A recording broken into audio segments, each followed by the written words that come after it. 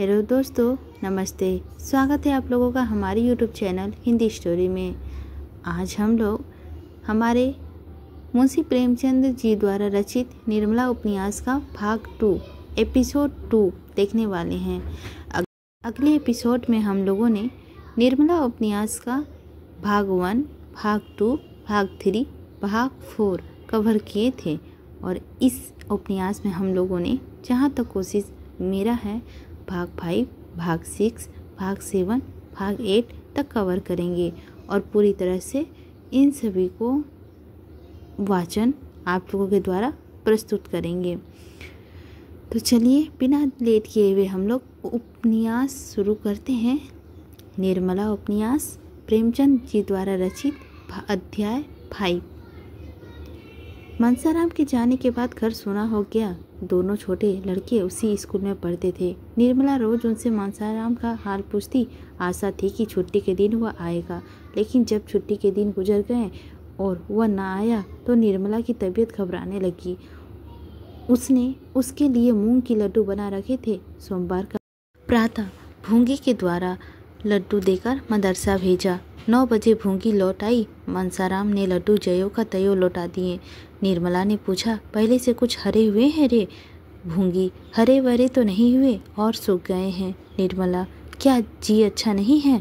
भूंगी, यह तो मैं नहीं पूछा बहू जी, झूठ क्यों बोलूँ? हाँ, वहाँ के कहा मेरा देवर रहता है, वह कहता है कि तुम्हारे बाबूजी की खुराक कुछ नहीं है तो फुलकरियाँ खाकर उठ जाते हैं, फिर दिन भर कुछ नहीं खाते, हरदम पढ़ते रहते हैं।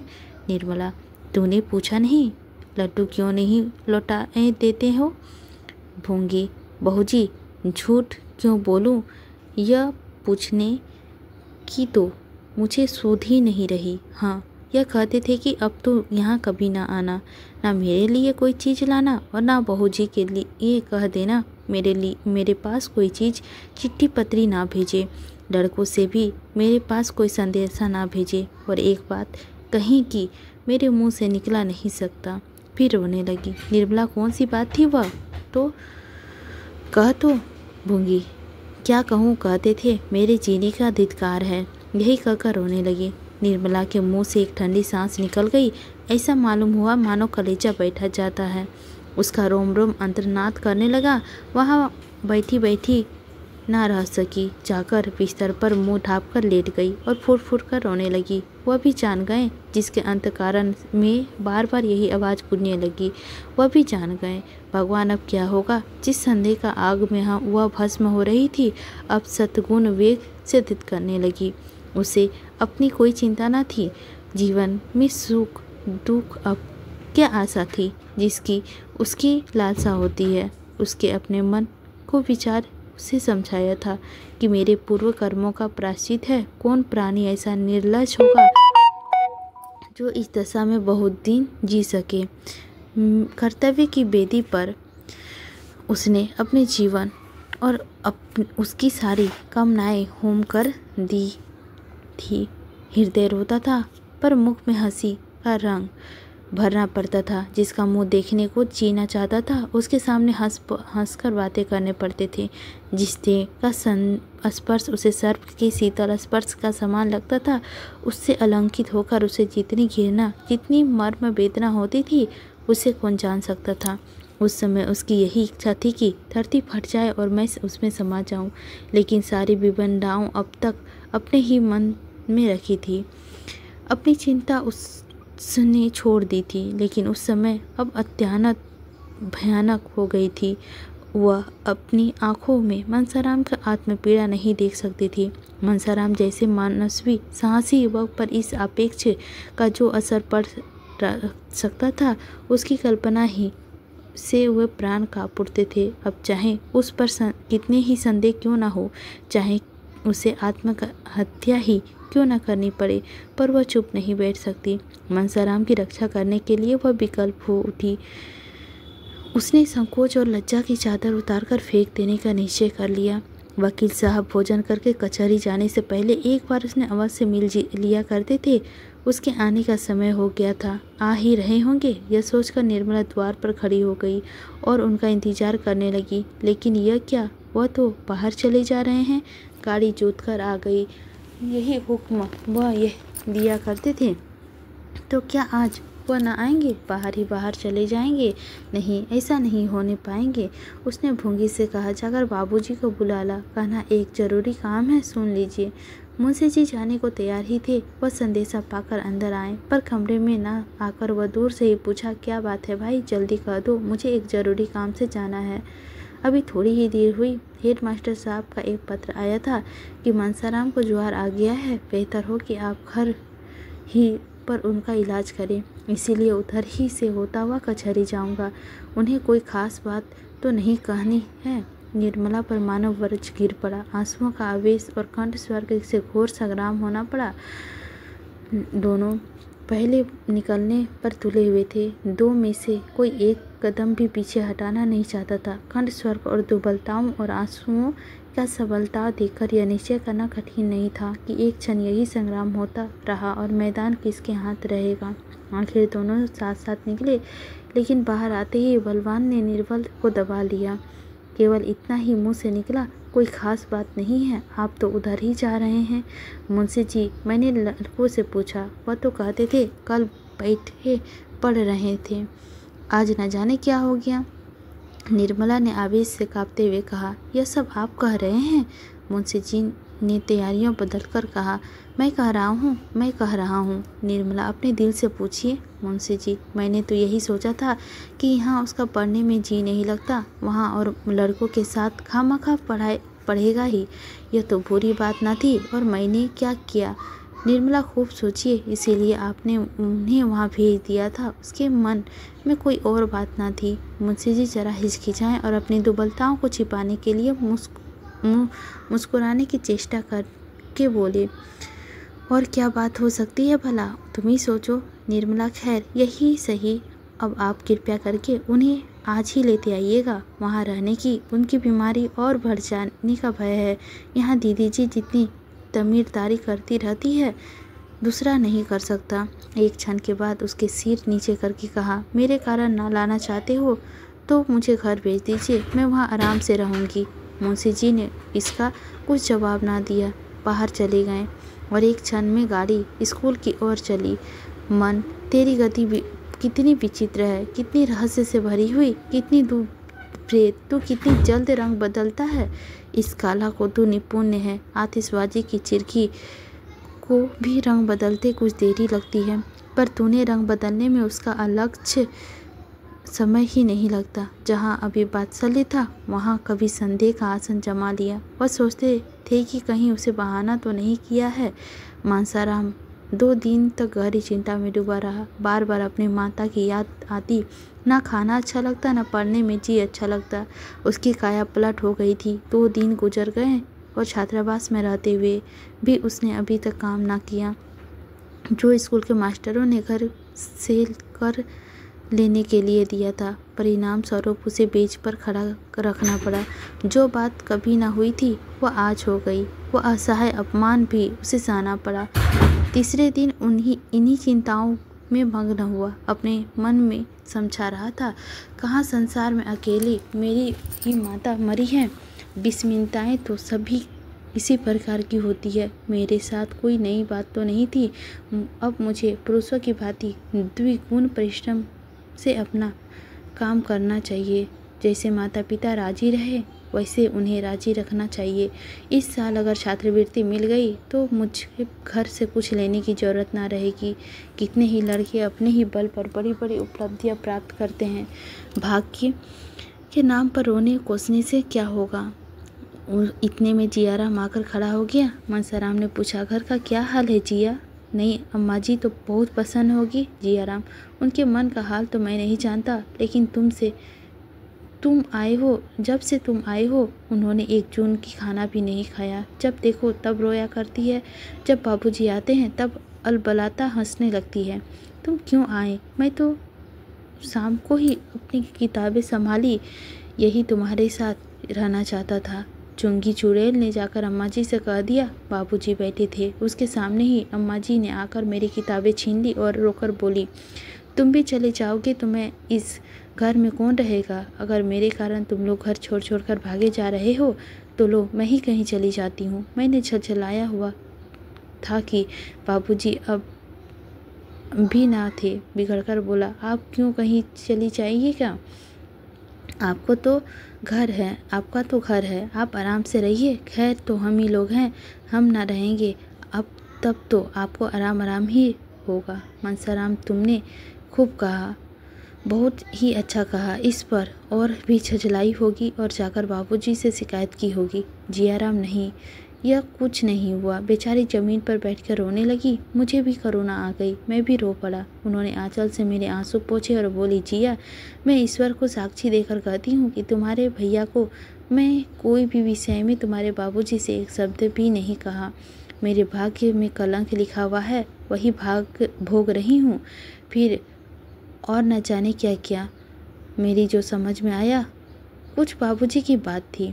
मनसाराम की उदासीनता से पूछा, बाबूजी के विषय में क्या कहा? कुछ याद है? जियाराम, बातें तो भाई मुझे याद नहीं आती, मेरी मेमोरी कौन सी बड़ी तेज है। लेकिन उनकी बातों का मतलब कुछ ऐसा मालूम होता था कि उन्हें बाबूजी को पसंद रखने के लिए यह स्वांग भरना पड़ रहा था। न जाने धर्म अधर्म की कैसे बातें करती थी जो मैं बिल्कुल ना समझ सका।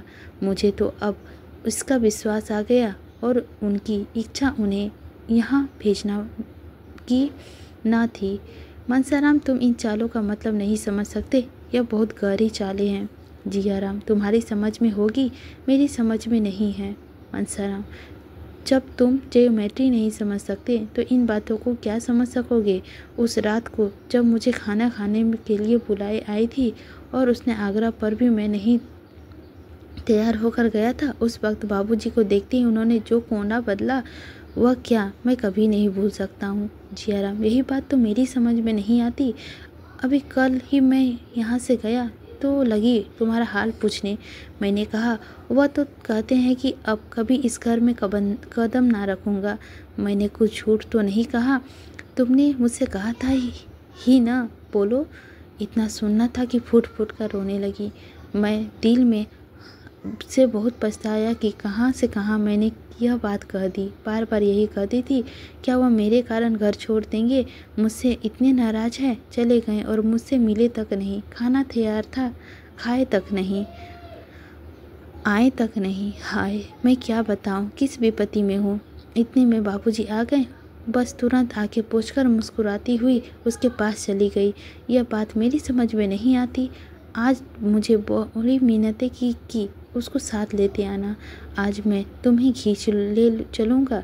2-3 दिन में वह कितनी दुबली हो गई है, तुम्हें यह देखकर उन पर दया आई। चलोगे ना? मनसाराम ने जवाब कुछ न दिया। उसके पैर काँप रहे थे। जियाराम तो हाजिरी की घंटी सुनकर भागा, पर वह बेंच पर लेट गया और इतनी लंबी सांस ली मानो बहुत देर से उसने सांस ही नहीं ली थी।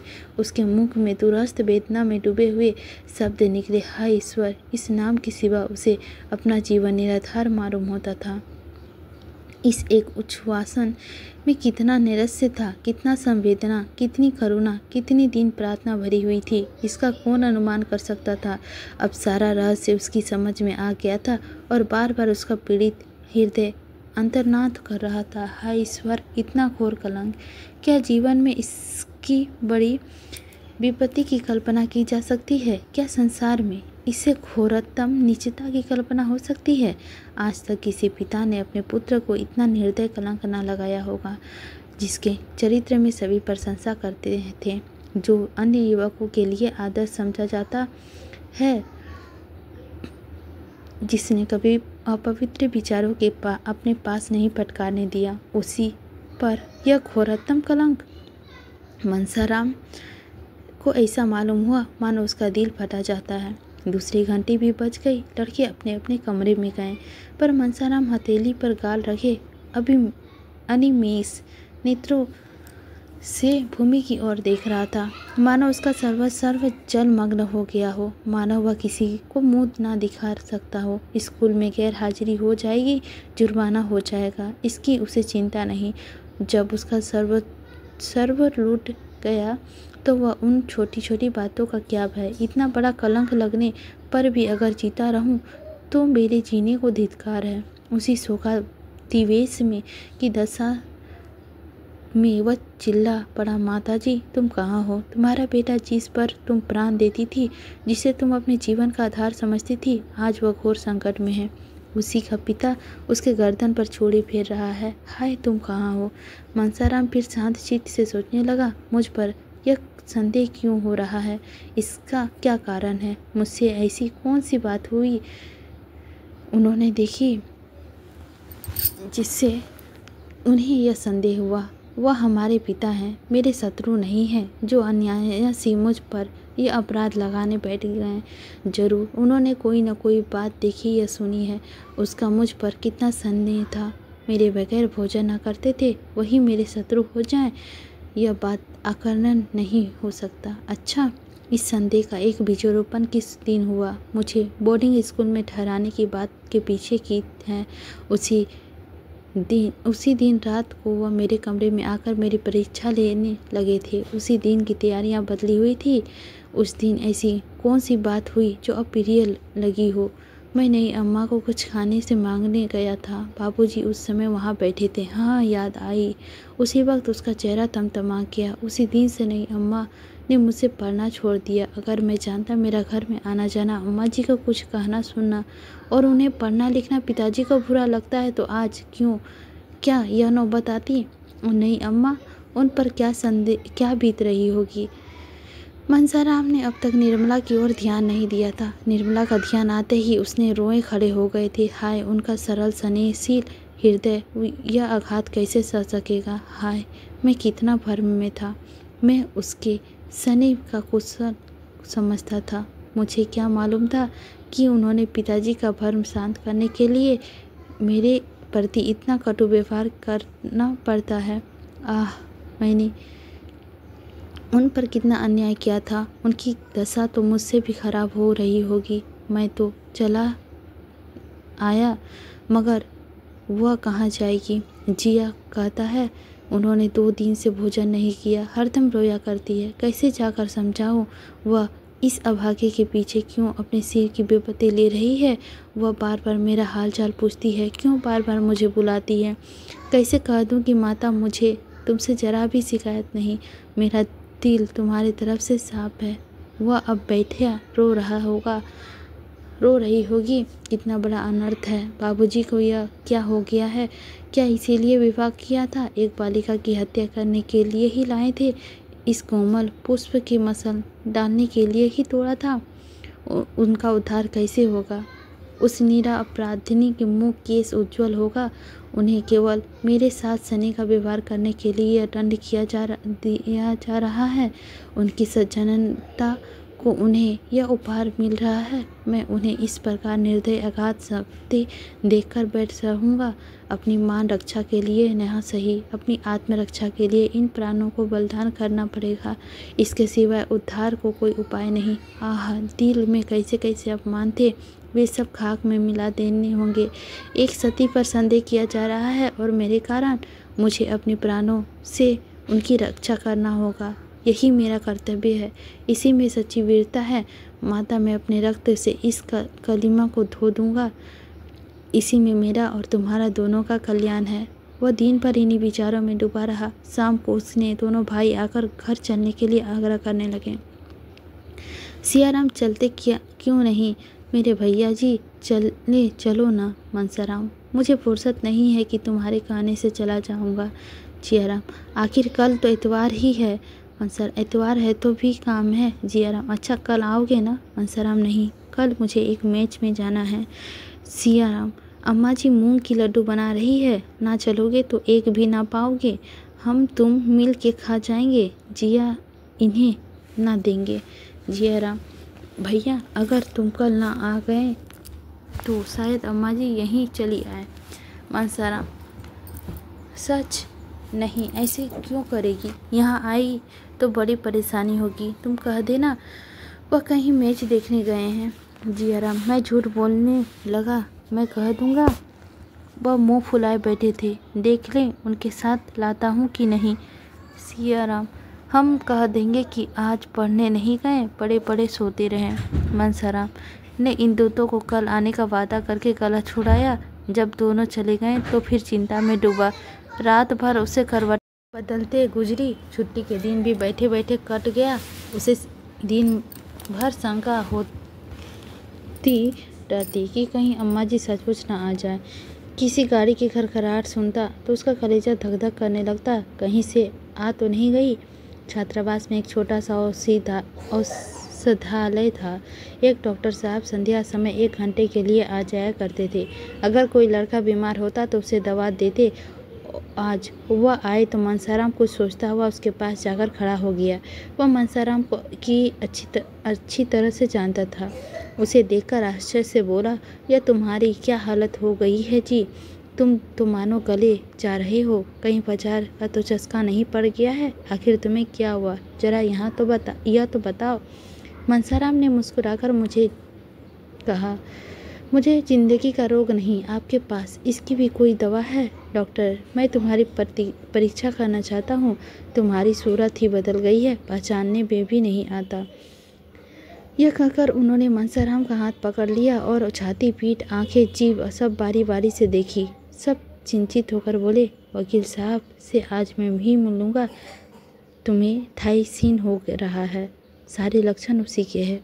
मनसाराम ने बड़ी उत्सुकता से पूछा, कितने दिनों में आराम हो जाएगा डॉक्टर साहब? डॉक्टर, कैसी बातें करते हो जी? मैं वकील से मिलकर तुम्हें किसी पहाड़ी जगह भेजने का सलाह दूंगा। ईश्वर ने चाहा तो बहुत जल्द अच्छे हो जाओगे। अब बीमारी अभी पहले स्टेज में है। मनसाराम, तब तो अभी 2 साल लग जाएंगे, देर मालूम होती है। मैं तो इतना इंतज़ार नहीं कर सकता। सुनिए, मुझे थायराइड वायरस कुछ नहीं है, ना कोई दूसरी शिकायत भी है। आप बाबूजी को नाहक तंदुरुस्त में ना डालिए। इस वक्त मेरे सिर का दर्द है, कोई दवा है तो दीजिए जिससे नींद भी आ जाए। मुझे 2 रात से नींद नहीं आई। डॉक्टर ने जहरीली दवाइयाँ की अलमारी खोली और एक शीशी में थोड़ा सा दवा निकालकर मनसाराम को दी। मनसाराम ने पूछा, यह तो कोई जहर है, भला इससे को पी के लोग मर जाएंगे? डॉक्टर, नहीं, मर तो नहीं जाएं, पर सिर में चक्कर जरूर आ जाए। मनसाराम, कोई ऐसी दवा भी है इससे भी जिसे पीने ही प्राण निकल जाए? डॉक्टर, ऐसा 1-2 नहीं, कितनी ही दवाइयाँ हैं। यह जो शीशी देख रहे हो, इसकी 1 बूंद भी पेट में चली जाए तो जान ना बचे, आनन फानन में मौत हो जाए। मनसाराम, क्यों? डॉक्टर साहब, जो लोग जहर खा लेते हैं उन्हें बड़ी तकलीफ होती होगी। डॉक्टर, सभी जहरों में तकलीफ नहीं होती, बाज तो ऐसी है ही पीते ही आदमी ठंडा हो जाता है।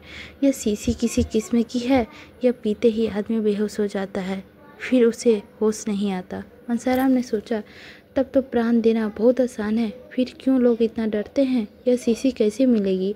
अगर दवा का नाम पूछकर शहर में किसी दवा फरोश में लेना चाहो तो यह कभी ना देना। उफ, इसे मिलने में कोई दिक्कत नहीं। यह तो मालूम हो गया कि प्राणों का अंत बड़ी आसानी से किया जा सकता है।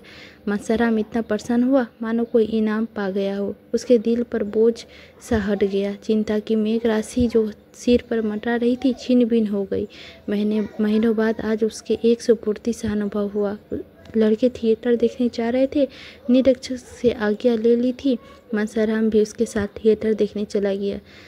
ऐसा खुश था मानो उससे ज़्यादा खुशी जीवन संसार में कोई नहीं था। थिएटर में नकल देखकर वह हंसते हंसते लौट गया। बार बार थालियां बजाने व वंश मोर की हाँक लगाने में पहला नंबर उसी का था। गाना सुनकर वह मस्त हो जाता था और ओहो हो करके चिल्ला उठता था। दर्शकों की निगाहें बार बार उसकी तरफ उड़ जाती थी।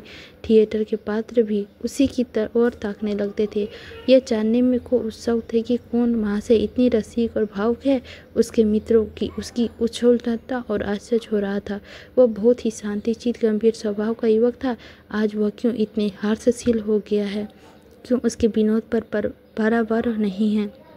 2 बजे रात को थिएटर से लौटने पर भी उसका हृदय स्पंद कम नहीं हुआ।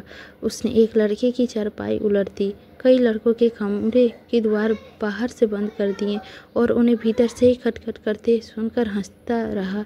यहाँ तक कि छात्रालय के अध्यक्ष महोदय कड़ी नींद में भी सुनकर भूल गई और उन्होंने मनसाराम का शरारत देखकर खेद प्रकट किया। कौन जानता है उसके अंतर्स्थिति में कितनी भीषण क्रांति हो रही थी। संदेह के निर्भय आघात ने उसकी लज्जा और आत्मसम्मान को कुचल डाला है। उसे अपमान और तिरस्कार का लेश मात्र भी भय नहीं था। यह विनोद नहीं, उसकी आत्मा का करुण विलाप है। जब वह सब लड़के सो गए थे तो वह भी चारपाई पर लेटा, लेकिन अचानक उसे नींद नहीं आई। एक क्षण के बाद वह उठ बैठा और वह सारी पुस्तकें बांधकर संदूक में रख दिया। जब मरना ही है तो पढ़कर क्या होगा। जिस जीवन की ऐसी ऐसी बाधाएं हैं, ऐसे यातनाएं हैं, उसे मृत्यु कहीं अच्छी। यह सोचते सोचते तड़का हो गया। 3 रात से वह एक क्षण भी ना सोया था। उस वक्त वह उठा, उसके पैर थरथर कर रहे थे और सिर में चक्कर सा आ रहा था। आंखें जल रही थी और शरीर के सारे अंग शिथिल हो रहे थे। दिन चढ़ता जाता था और उसकी शक्ति दिन पर दिन चढ़ता जाता था और उसमें इतनी शक्ति भी ना थी कि उठकर मुंह हाथ धो डाले। एकाएक उसमें गूंगी को रुमाल के लिए कुछ लिए हुए एक कहार के साथ आते देखा। उसका कलेजा सन रह गया। हाय ईश्वर, वे आ गई। अब क्या होगा। भूंगी अकेले नहीं आई होगी, बग्गी जरूर बाहर खड़ी होगी। कहा तो उसने उठा प्रश्न जाता था। कहाँ। भूंगी को देखते ही वह दौड़ा और घबराई हुई आवाज़ में बोला, अम्मा जी भी आई है क्या रे। जब मालूम हुआ कि अम्मा जी नहीं आई है तब उसका चित्त शांत हुआ। भूंगी ने कहा, भैया तुम कल नहीं आए, बहू जी तुम्हारी राह देखते रह गई। उसने, क्यों रूठे हो भैया। कहती है मैंने उसकी कुछ से भी शिकायत नहीं की है। मुझसे आज रोकर कहने लगी, उसके पास ये मिठाई लेती जा और कहना मेरे कारण क्यों घर नहीं आ रहे हैं, क्यों छोड़ दिया है, कहाँ रख दूँ यह थाली। मनसाराम ने रुआई से कहा, यह थाली अपने सिर पर पटक दे चुड़ैल। वहाँ से चली है मिठाई लेकर। खबरदार जो फिर कभी इधर आई सौगात लेकर चली है। जाकर कह देना मुझे उनकी मिठाई नहीं चाहिए। जाकर कह देना तुम्हारा घर है, तुम रहो वहाँ, वे बड़े आराम से हैं, खूब खाते हैं, खूब मौज करते हैं। सुनी है। बाबूजी के मुंह पर कहना, समझ गई। मुझे किसी का डर नहीं और जो कहना चाहे कह डालें, जिससे दिल में जो अपमान ना रह जाए। कहे तो इलाहाबाद, लखनऊ, कलकत्ता चला जाऊं। मेरे लिए जैसे बनारस वैसे दूसरा शहर। यहाँ क्या रखा है। भूंगी भैया मिठाई खा लो, नहीं रो रो कर मर जाएगी।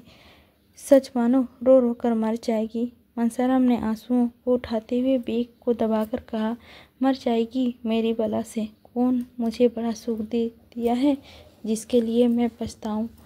मेरा तो उन्होंने सर्वनाश कर दिया। कह देना मेरे पास कोई संदेशा ना भेजे, कोई ज़रूरत नहीं। भूंगी भैया तुम तो कहते हो कि यहाँ खूब खाता हूँ और मौज करता हूँ, मगर दें तो आधी भी ना रही। जैसे आए थे उससे आधे भी ना रहे। मनसाराम यह तो तेरी आंखों का फेर है। देखना 2-4 दिन में मोटा कर कल्लू हो जाता हूँ कि नहीं। उसने यह भी कह देना कि रोना धोना बंद कर दे। जो मैंने सुना कि रोती धोती है और खाती पीती नहीं है तो मुझसे बुरा कोई नहीं होगा। मुझे घर से निकाला है तो आप ना से रहे। चली है प्रेम दिखाने। मैं ऐसा तिरिया चरित्र बहुत पढ़े बैठा हूँ। भूंगी चली गई। मनसाराम को उनसे बातें करते ही कुछ ठंड मालूम होने लगी थी। यह अभिनय करने के लिए उसे अपने मनोभाव को जितना दबाना पड़ा था वह उसके लिए असाध्य था। उनका आत्मसम्मान उसे इस कुटिल व्यवहार को देखकर जल्द से जल्द अंत कर देने के लिए बाध्य कर रहा था। पर इसका परिणाम क्या होगा। निर्मला क्या यह आघात सह सकेगी। अब तक वह मृत्यु की कल्पना करते समय किसी अन्य प्राणी के विचार न करता था। आज एकाएक ज्ञान हुआ कि मेरे जीवन के साथ एक और प्राणी के जीवन सूत्र भी बंधा हुआ है। निर्मला यह समझेगी कि मेरी निष्ठुरता ही ने इसकी जान ली। यह समझकर इसका कोमल हृदय फट न जाएगा। उसका जीवन तो अब भी संकट में है। संदेह के कठोर पंजे में फंसी हुई अबला क्यों अपने हथियारनी समझकर बहुत दिन जीवित रह सकती है। मनसाराम ने चरपाई पर लेटकर लिफाफ ओढ़ लिया। फिर भी सर्दी से कलेजा काँप रहा था। थोड़ी ही देर में उसे और जोर से ज्वार चढ़ाया। वह बेहोश हो गया। वह अचेत दशा में उसे भांति भांति के सपने दिखाई देने लगे। थोड़ी ही देर के बाद चौंक पड़ता, आंखें खुल जाती, फिर बेहोश हो जाता। साहसा वकील साहब की आवाज़ सुनकर वह चौंक पड़ा। हाँ, वकील साहब की आवाज़ थी। उसने लिफाफ फेंक दिया और चारपाई से उतरकर नीचे खड़ा हो गया। उसके मन की एक आवेग हुआ कि इस वक्त उसके सामने प्राण दे दूं। उसे ऐसा मालूम हो जाएगा कि मैं मर जाऊं तो इन्हें सच्ची खुशी होगी। शायद इसीलिए वह देखने आए हैं कि मेरे मरने में कितना देर है। वकील साहब ने उनका हाथ पकड़ लिया जिससे वह गिर ना पड़े। वह पूछा, कैसी तबीयत है लल्लू? लेटे क्यों ना रहे? लेट ना जाओ, तुम खड़े क्यों हुए हो? मनसाराम, मेरी तबीयत तो अच्छी है, आपको बैठ ही कष्ट हुआ। मुंशी जी ने कुछ जवाब ना दिया। लड़के की दशा देखकर उसकी आंखों में आंसू निकल आई। वह हष्ट पुष्ट बालक जिसे देखकर चित्त प्रसन्न हो जाता था अब सूखकर कांटा हो गया था। 5-6 दिन में वह इतना दुबला हो गया था कि उसे पहचानना कठिन था। मुंशी जी ने उसे आहिस्ता से चारपाई पर लिटा दिया और लिफाफ अच्छी तरह से ओढ़ाकर सोचने लगे कि अब क्या करना चाहिए। कहीं लड़का हाथ से तो ना जाएगा। यही ख्याल करके वह शोक विलुप्त हो गए और स्टूल पर बैठकर फूट फूट कर रोने लगे। मनसाराम भी लिफाफ में मुंह लपेटे रो रहे था। अभी थोड़ी ही दिनों पहले उसे देखकर पिता का हृदय गर्व से फूला उठता था, लेकिन आज उसे इस तरुण दशा में देखकर यह भी सोच रहे थे कि इसे घर ले चलूं या नहीं। क्या यहाँ दवा नहीं हो सकती?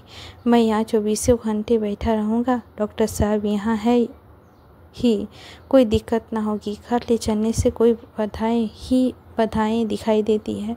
सबसे बड़ा भय यह था कि वह निर्मला के पास जाकर हरदम बैठी रहेगी और मैं मना ना कर सकूँगा। यह उसके लिए असहाय था।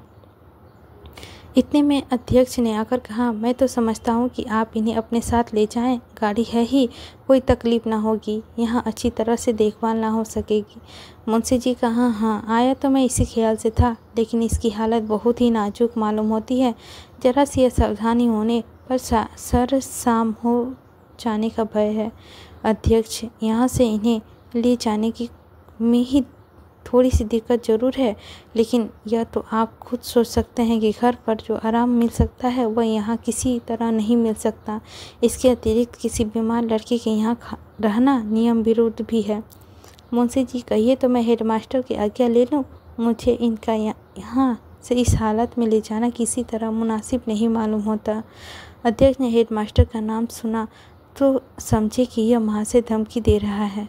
जरा तनक कर बोले, हेडमास्टर नियम विरुद्ध कोई बात नहीं कर सकते। मैं इतनी बड़ी जिम्मेवारी नहीं कैसे ले सकता हूँ। अब क्या हो, क्या घर ले ही जाना पड़ेगा। यहाँ रखने का तो बहाना था कि ले जाने बीमारी बढ़ जाने की शंका है। यहाँ से ले जाकर अस्पताल में ठहरने का कोई बहाना नहीं है। जो सुनेगा वह यही कहेगा डॉक्टर की फीस बचाने के लिए लड़की को अस्पताल भेज आए। पर अब ले जाने के सिवा और कोई उपाय न था। अगर अध्यक्ष महोदय इस वक्त रिश्वत लेने पर तैयार हो जाते तो शायद 2-4 साल वेतन ले लेते, लेकिन कायदे के पाबंद लोगों को इतनी बुद्धि, इतनी चतुराई कहाँ। अगर इस वक्त मुंशी जी को कोई आदमी ऐसा उचित सुझाव देता जिसमें उन्हें मनसाराम को घर न ले जाना पड़े तो वे आजीवन उनका एहसान मानते। सोचने का समय भी न था। अध्यक्ष महोदय शैतान की तरह सीट पर सवार थी। विवश होकर मुंशी जी ने दोनों साइंसों को बुलाया और मुंशी जी को उठाने लगे। मनसाराम आधे चेतना की दशा में था। चौंक कर बोला, क्या है, कौन है? मुंशी जी, कोई नहीं बेटा, मैं तुम्हें घर ले चलना चाहता हूँ, आओ गोद में उठा लो। मनसाराम, मुझे क्यों घर लेके चलते हो? मैं वहाँ नहीं जाऊँगा। मुंशी जी, यहाँ तो रह नहीं सकता, नियम ही ऐसा है। मनसाराम, कुछ भी हो, मैं वहाँ नहीं जाऊँगा। मुझे और कहीं लेके चलिए, किसी पेड़ के नीचे, किसी झोपड़े में, जहाँ चाहे रखिए, पर घर पर ना ले चलिए। अध्यक्ष ने मुंशी जी से कहा, आप इन बातों का ख्याल ना करें, यह तो होश में नहीं है। मनसाराम, कौन होश में नहीं है? मैं होश में हूँ। किसी को गालियाँ देता हूँ, दांत काटता हूँ, क्यों होश में नहीं हूँ? मुझे यहीं रहने दीजिए, जो कुछ होना होगा। अगर ऐसा है तो मुझे अस्पताल ले चलिए, मैं वहाँ पड़ा रहूँगा। जीना होगा जीऊँगा, मरना होगा मरूँगा, लेकिन उस घर में किसी तरह नहीं जाऊंगा। यह शोर पाकर मुंशी जी फिर अध्यक्ष से मिन्नतें करने लगे, लेकिन वह कायदे का पाबंदी आदमी कौन सुनता ही नहीं था। अगर छूत की बीमारी हुई तो किसी दूसरे लड़की की छूत लग गई तो कौन उसका जवाब दे होगा। इस तर्क के सामने मुंशी जी की कानूनी दलीलें भी मात हो गई। आखिरकार मुंशी जी ने मनसाराम से कहा, बेटा तुम्हें घर चलने से क्यों इनकार कर रहे हो? वहाँ तो सभी तरह का आराम रहेगा। मुंशी जी ने कहने पर तो एक बात यह थी कि लेकिन डर रहे थे कि कहीं सचमुच मनसाराम चलने के लिए राजी न हो जाए। मनसाराम को अस्पताल में रखने का कोई बहाना खोज रहे थे और उसकी जिम्मेदारी मनसाराम पर ही सिर डालना चाहते थे। यह अध्यक्ष के सामने की बात थी। वह इस बात की साक्षी दे सकते थे कि मनसाराम अपनी जिद से अस्पताल जा रहा है। मुंशी जी का इसके लिए इस मात्र भी दोष नहीं है। मनसाराम ने झुठलाकर हाँ नहीं 100 बार नहीं, मैं घर नहीं जाऊंगा। मुझे अस्पताल ले चलिए और घर के आदमियों को मना कर दीजिए कि मुझे देखने न आए। मुझे कुछ नहीं हुआ है, बिल्कुल बीमार नहीं हूँ। आप मुझे छोड़ दीजिए, मैं आपका हाथ पाँव से चल सकता हूँ। वह उठ खड़ा हुआ और उन्नत की भांति द्वार की ओर चला, लेकिन पैर लड़खड़ा गए। यदि मुंशी जी ने ना संभाला लिया होता तो उसे बड़ी चोट आती। दोनों नौकरों की मदद से मुंशी जी उसे बग्घी के पास ले आए और अंदर बैठा दिए। गाड़ी अस्पताल की ओर चला। वही हुआ जो मुंशी जी चाहते थे। इसी शोक में उसका चित्त संतुष्ट था। लड़का अपनी इच्छा से अस्पताल जा रहा था। क्या यह उस बात की प्रमाण नहीं था कि घर में इसे कोई संदेह नहीं है? क्या इससे यह सिद्ध नहीं होता है कि मनसाराम निर्दोष है? वह उसके पर आक्रमण नहीं भर्म कर रहे थे, लेकिन जरा ही देर में इस संतुष्टि की तरह उसके मन की गिलिनी का भाव जागृत हुआ। वह अपने प्राण प्रिय पुत्र के घर ना ले जाकर अस्पताल लिए जा रहे थे। उसके विशाल भवन में पुत्र के लिए जगह न थी। इस दशा में भी, जबकि उसकी जीवन संकट में पड़ा हुआ था। कितनी विडंबनाएं हैं। एक क्षण के बाद एकाएक मुंशी जी ने मन में प्रश्न उठा, कहीं मनसाराम उसके भाव को ताड़ तो नहीं गया? इसीलिए तो उसे घर की घृणा नहीं हो गई है। अगर ऐसा है तो गजब हो जाएगा। उस अनर्थ की कल्पना ही उससे मुंशी जी के रोए खड़े हो गए और कलेजा धक धक करने लगा। हृदय में एक धक्का सा लगा। अगर इस जवार से यही कारण है तो ईश्वर ही मालिक है।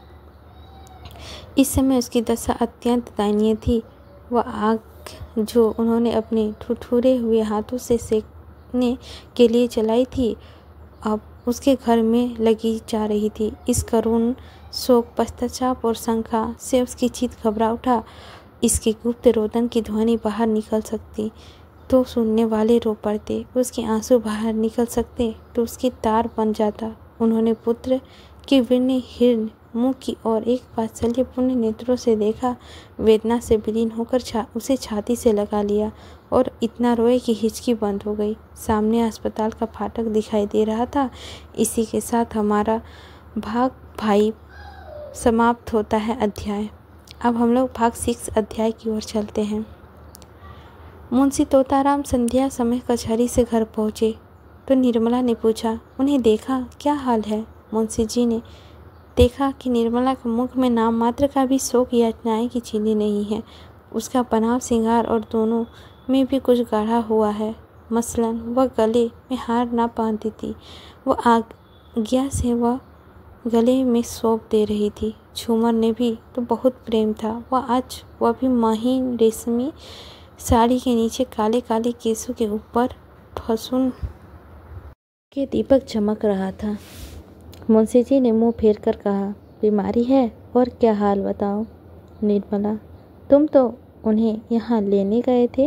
मुंशी जी ने झुठलाकर कहा, वह नहीं आता तो क्या मैं ज़बरदस्ती उठा लाता? कितना समझाया कि बेटा घर चलो, वहाँ तुम्हें कोई तकलीफ ना हो पाएगी। लेकिन घर के नाम सुनकर उसे जैसे दूना जुआर चल आता है। कहने लगा, मैं यहाँ मर जाऊँगा लेकिन घर न जाऊँगा। आखिर मजबूर होकर अस्पताल पहुँचाया और क्या करता। रुक्मणी भी आकर बरामदे में खड़ी हो गई थी। बोली, वह जन्म का हड्डी है, यहाँ किसी तरह ना आएगा, और यह भी देख लेना वो अच्छा भी ना होगा। मुंशी जी ने कतार स्वर से कहा, तुम 2-4 दिन के लिए वहाँ चली जाओ तो बड़ा अच्छा हो जाए बहन, तुम्हारे रहने से उसे तस्कीन होती हो रहेगी। मेरी बहन, मेरी ये विनय मान लो, अकेले वह रो रो कर प्राण दे देगा, बस हाय अम्मा की रट लगाकर रोया करता है। मैं वहीं जा रहा हूँ, मेरे साथ ही चलो, उसकी दशा अच्छी नहीं है बहन, वही सूरत ही नहीं रही, देखिए ईश्वर क्या कहते हैं। यह कहते कहते मुंशी जी की आंखों में आंसू आने लगे, लेकिन रुक्मणी अविचलित भाव से बोली, मैं जाने को तैयार ही हूँ, मेरे वहाँ रहने से अगर मेरे लाल का प्राण बच जाए तो मैं सिर के बल दौड़ी जाऊँ, लेकिन मेरा कहना गिरह में बांध लो भैया, वहाँ वह अच्छा ना होगा। मैं उसे खूब पहचानती हूँ, उसे कोई बीमारी नहीं है, लेकिन घर के से निकालने का शौक है। यदि दुख ज्वार के रूप में प्रकट हुआ है, तुम 1 नहीं 10 लाख दवा करो, सिविल सर्जन में क्यों ना दिखा, उसे कोई दवा का असर ना होगा। मुंशी जी, बहन उसे घर से निकाला ही किसने है, मैंने तो केवल पढ़ाई से ही ख्याल से उसे वहाँ भेजा था। रुक्मणी, तुमने चाहे जिस ख्याल से भेजा हो, लेकिन यह बात तो उसे लग गई। मैं तो अब किसी की गलती में नहीं हूँ, मुझे किसी की बात बोलने का अधिकार नहीं। मालिक तुम, मालकिन तुम्हारे स्त्री, मैं तो केवल तुम्हारी रोटियों की पड़ी हुई भागनी विधवा हूँ। मेरी कौन सुनेगा और कौन परवाह करेगा, लेकिन बिना बोले नहीं रही जाती। मनसा तभी अच्छा होगा जब घर आएगा, जब तुम्हारा हृदय वही से हो जाएगा जो पहले था। यह कहकर रुक्मणी वहाँ से चली गई। उसकी ज्योतिहीन पर अनुभव पूर्व आंखों के सामने जो चरित्र हो रहे थे, उनका रहस्य वह खूब समझाती थी, और उसका सारा क्रोध निष्पराधी निर्मला ही पर उतारता था। उस समय भी वह कहते कहते रुक गई कि जब तक यह लक्ष्मी इस घर में रहेगी, इस घर की दशा बिगड़ती ही जाएगी। उसको प्रकट रूप से न कहने पर भी उसका असर मुंशी जी में छिपा नहीं रहा। उसके आगे चले जाने पर मुंशी जी ने सिर झुका लिया और सोचने लगे, उन्हें अपने ऊपर इस समय कितना क्रोध आ रहा था। इस दीवार पे सिर पटककर प्राणों को अंत दे दे। उन्होंने क्यों विवाह किया था? विवाह करने की क्या जरूरत थी? ईश्वर ने उनसे 1 नहीं 3 पुत्र दिए थे। उसकी अवस्था भी 50 से लगभग हो गई थी। फिर उन्होंने क्यों विवाह किया? इसी बहाने ईश्वर को उसका सर्वनाश करना मंजूर था। उन्होंने सिर उठाकर एक बार निर्मला को साहस पर निश्चल मूर्ति देखा और अस्पताल चले गए। निर्मला का साहस सभी ने उसका चित्त शांत कर दिया था। आज कई दिनों के बाद क्या इतना शांत और विचलित रह सकता है? नहीं, कभी नहीं। हृदय की चोट भाव कौशल से नहीं छिपाई जा सकती। अपने चित्त की दुर्ग नाचा, पर उस समय उन्हें अत्यंत क्षोभ हुआ। उन्होंने अकारण ही संदेह को हृदय के स्थान देकर इतना अनर्थ किया। मनसाराम की ओर से उसका मन निशंका हो गया। हाँ, उसकी जगह अब एक नई शंका उत्पन्न हो गई। क्या मनसाराम भाप तो नहीं गया? क्या भाप कर ही तो घर आने से इनकार नहीं कर रहा? अगर वह भाप गया है तो महान अनर्थ हो जाएगा। उसकी कल्पना ही से उसका मन दखल उठा। उसकी देह में सारी हड्डियां मानो इस हाहाकार कर पानी डालने के लिए व्याकुल हो उठी। उन्होंने कोचवाहना से घोड़े की तेज चलाने के लिए कहा। आज कई दिनों के बाद उनके हृदय मंडल पर छाया हुआ सघन फट गया है और प्रकाश की लहरें अंदर से निकलने के लिए व्यर्थ हो रही थी। उन्होंने बाहर से निकालकर देखा, कोचवाहन सो तो नहीं रहा है। घोड़े की चाल उसे इतनी मंद क्यों मालूम हो रही है, जैसे कभी न मालूम हुई थी। अस्पताल पहुंचकर वह लपके हुए मनसाराम के पास गए। देखा तो डॉक्टर साहब सबके सामने चिंता में मग्न खड़े हैं। मुंशी जी के हाथ पांव फूल गए थे। मुंह से शब्द ना निकल सका। भरमाई हुई आवाज में बड़ी मुश्किल से बोले, क्या हाल है डॉक्टर साहब? यह कहते कहते वह रो पड़े। जब डॉक्टर साहब ने उसके प्रश्न का उत्तर देने से एक क्षण की विमला हुई, तब वह उनके प्राणों नहों में समा गए। उन्होंने पलंग पर बैठकर अचेत बालक को गोद में उठा लिया और बालक की वृत्ति सिसक सिसक कर रोने लगे। मनसाराम की देह तवे की तरह जल रही थी। मनसाराम ने एक बार आंखें खोली। आह, कितनी भयानक और कितना उसके साथ ही कितनी ही दृष्टि थी। मुंशी जी ने बालक को कंठ से लगाकर डॉक्टर से पूछा, क्या हाल है डॉक्टर, आप चुप क्यों हैं? डॉक्टर ने संगीन स्वर से कहा, हाल जो कुछ है वो आप देख रहे हैं। 106 डिग्री का ज्वार है। अब मैं क्या बताऊं, अभी ज्वार का प्रकोप बढ़ता ही जा रहा है।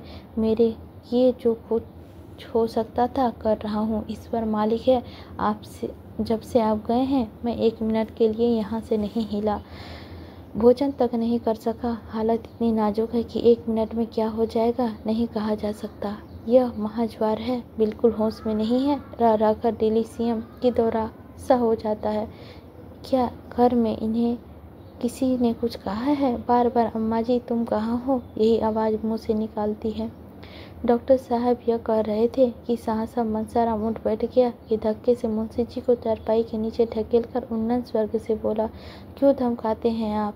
मार डालिए, मार डालिए, अभी मार डालिए। तलवार नहीं मिलती, रस्सी का फंदा है या नहीं? वह भी नहीं है, मैं अपने गले में लगा लूँगा। हाय अम्मा जी तुम कहाँ हो? यह कहते कहते वह फिर अचेत होकर गिर पड़ा। मुंशी जी एक क्षण तक मनसाराम की स्थिर मुद्रा की ओर विचित्र नेत्रों से ताकते रहे। फिर सांस उन्होंने डॉक्टर साहब से कहा और हाथ पकड़ लिया और अत्यंत दीनतापूर्वक आग्रह से बोला, डॉक्टर साहब इस लड़के को बचा लीजिए, ईश्वर के लिए बचा लीजिए, नहीं तो मेरा सर्वनाश हो जाएगा। मैं अमीर नहीं हूँ, लेकिन आप जो कुछ कहेंगे वह हाजिर करूँगा, इसे बचा लीजिए। आप बड़े से बड़े डॉक्टर को बुलाइए और उनकी राय लीजिए, मैं सब खर्च दूँगा। इसी अब नहीं देखी जा सकती। हाय मेरा होनहार बेटा, डॉक्टर साहब ने करुण स्वर से कहा। बाबू साहब मैं आपसे सत्य कर रहा हूँ, मैं इनके लिए अपनी तरफ से कोई बात नहीं की है। अब आप दूसरे डॉक्टरों को सलाह लेना को कहते हैं। अभी डॉक्टर लहिरी, डॉक्टर भटिया और डॉक्टर माथुर को बुलाता हूँ, विनायक शास्त्री को भी बुलाने लेता हूँ, लेकिन मैं आपसे व्यर्थ का आश्वासन नहीं लेना चाहता। हालत बहुत नाजुक है। मुंशी जी ने रोते हुए कहा, नहीं डॉक्टर साहब ये शब्द मुंह से ना निकालिए, हाल इसके दुश्मन के भी नाजुक ना हो। ईश्वर मुझ पर इतना कोप ना करेंगे। आप कलकत्ता और मुंबई के डॉक्टरों को तारा दीजिए, मैं ज़िंदगी भर आपकी गुलामी करूँगा। यही मेरा कुल दीपक है, यही मेरे जीवन का आधार है। मेरा हृदय फटा जा रहा है, ऐसी कोई दवा दीजिए जिससे इसे होश आ जाए।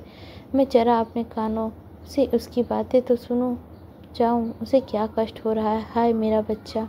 डॉक्टर आप जरा दिल की तस्कीन दीजिए, आप बुजुर्ग आदमी हैं। यूँ हाय हाय करने से, डॉक्टर की फौज जमा करने से कोई नतीजा ना निकलेगा। शांत होकर बैठिए, मैं शहर के लोगों को बुला रहा हूँ, देखिए क्या कहते हैं। आप तो खुद ही बहतवास हुए जाते हो। मुंशी जी, अच्छा डॉक्टर साहब मैं अब ना बोलूँगा, जवान तक ना खोलूँगा, आप जो चाहे करें। बच्चा अब आपके हाथ में है, आप ही उनकी रक्षा कर सकते हो। मैं इतना ही चाहता हूँ कि जरा उसे होश आ जाए, मुझे पहचान ले, मेरी बातें समझने लगे। क्या कोई ऐसी संजीवनी बूटी नहीं, मैं इसके 2-4 बातें कर लेता। यह कहते मुंशी जी आवेश में आकर मनसाराम बोले, बेटा जरा आँख खोलो, कैसा जी है? मैं तुम्हारा पास बैठा रो रहा हूँ, मुझे तुमसे कोई शिकायत नहीं, मेरा दिल तुम्हारा और से साफ है। डॉक्टर फिर आपने अरगना बातें शुरू कर दी। अरे साहब आप बच्चे नहीं हैं, बुजुर्ग हैं, जरा धैर्य से काम लीजिए। मुंशी जी, अच्छा डॉक्टर साहब अब ना बोलूँगा, खता हुई, आप जो चाहे कीजिए, मेरा सब कुछ आप पर छोड़ दिया है। कोई ऐसा उपाय नहीं जिससे मैं इसे इतना समझा सकूं कि मेरा दिल साफ है। आप ही कह दीजिए डॉक्टर साहब, कह दीजिए। तुम्हारा अभागा पिता बैठा रो रहा है, उनका दिल तुम्हारी तरफ से बिल्कुल साफ है, उसे कुछ भ्रम ना हुआ था, वह अब दूर हो गया है। बस इतना ही कह दीजिए, मैं और कुछ नहीं चाहता। मैं चुपचाप बैठा हूँ, जबान को भी नहीं खोलता, लेकिन आप इतना ज़रूर कह दीजिए। डॉक्टर ईश्वर के लिए बाबू साहब जरा सब्र कीजिए, वरना मुझे मजबूर होकर आपसे कहना पड़ेगा कि घर जाइए। मैं जरा दफ्तर से डॉक्टर को खत लिख रहा हूँ, आप चुपचाप बैठे रहिए। निर्दय डॉक्टर, जवान बेटे की यह दशा देखकर कौन पिता है जो धैर्य से काम लेगा। मुंशी जी गंभीर स्वभाव के मनुष्य थे। यह भी जानते थे कि इस वक्त हाय हाय मचाने का कोई नतीजा नहीं, लेकिन फिर भी कि इसी समय शांत बैठना उनके लिए असंभव था। अगर तीव्र गति से यह बीमारी होती तो वह शांत हो सकते थे, दूसरों को समझा सकते थे, खुद डॉक्टरों को बुला सकते थे, लेकिन क्या जानकर ही धैर्य रख सकता है कि यह सब आग मेरी लगाई ही हुई है। कोई पिता इतना वर्ष हृदय हो सकता है? उसका रोम रोम इस समय उसे धिक्कार रहा था। उन्होंने सोचा, मुझे यह दुष्भावना उत्पन्न ही क्यों हुई है? मैंने क्या बिना किसी प्रत्यक्ष प्रमाण के इसे भीषण कल्पना कर डाली? अच्छा, मुझे उस दशा में क्या करना चाहिए? जो कुछ उन्होंने किया उसके सिवा वह और क्या करते, इसका वह निश्चय न कर सके थे। वास्तव में विवाह के बंधन में पड़ना ही अपने पैरों में कुल्हाड़ी मारना था। हाँ, सारी उपद्रव का जड़ है, मगर मैंने यह कोई अनहोनी बात नहीं की। सभी स्त्री पुरुष का विवाह करते हैं, उसका जीवन आनंद से कटता है, आनंद से ही तो हम भी विवाह करते हैं। मनुष्य में सैकड़ों आदमियों ने दूसरी शादी, चौथी, पांचवी, यहाँ तक कि सातवीं शादी की है, और मुझसे भी यही अधिक अवस्था में, और जब तक जिए आराम से जिए। यह भी तो नहीं हुआ कि सभी स्त्री के पहले मर गए हो। दुहाज तिनहाज होने पर भी कितने ही रंडवे हो गए। अगर मेरी जैसी दशा सबकी होती तो विवाह के नाम पर कौन रोता। मेरे पिताजी ने 95 वर्ष की उम्र में शादी किया था, और मेरे जन्म के समय उनकी अवस्था 8 से कम वर्ष की न थी, 60 से कम वर्ष की न थी। हाँ, इतनी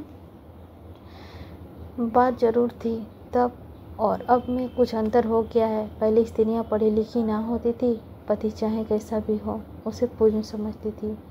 यह बात हो कि पुरुष सब कुछ देखकर भी बेहाई से काम लेता हो। अवश्य यही बात है।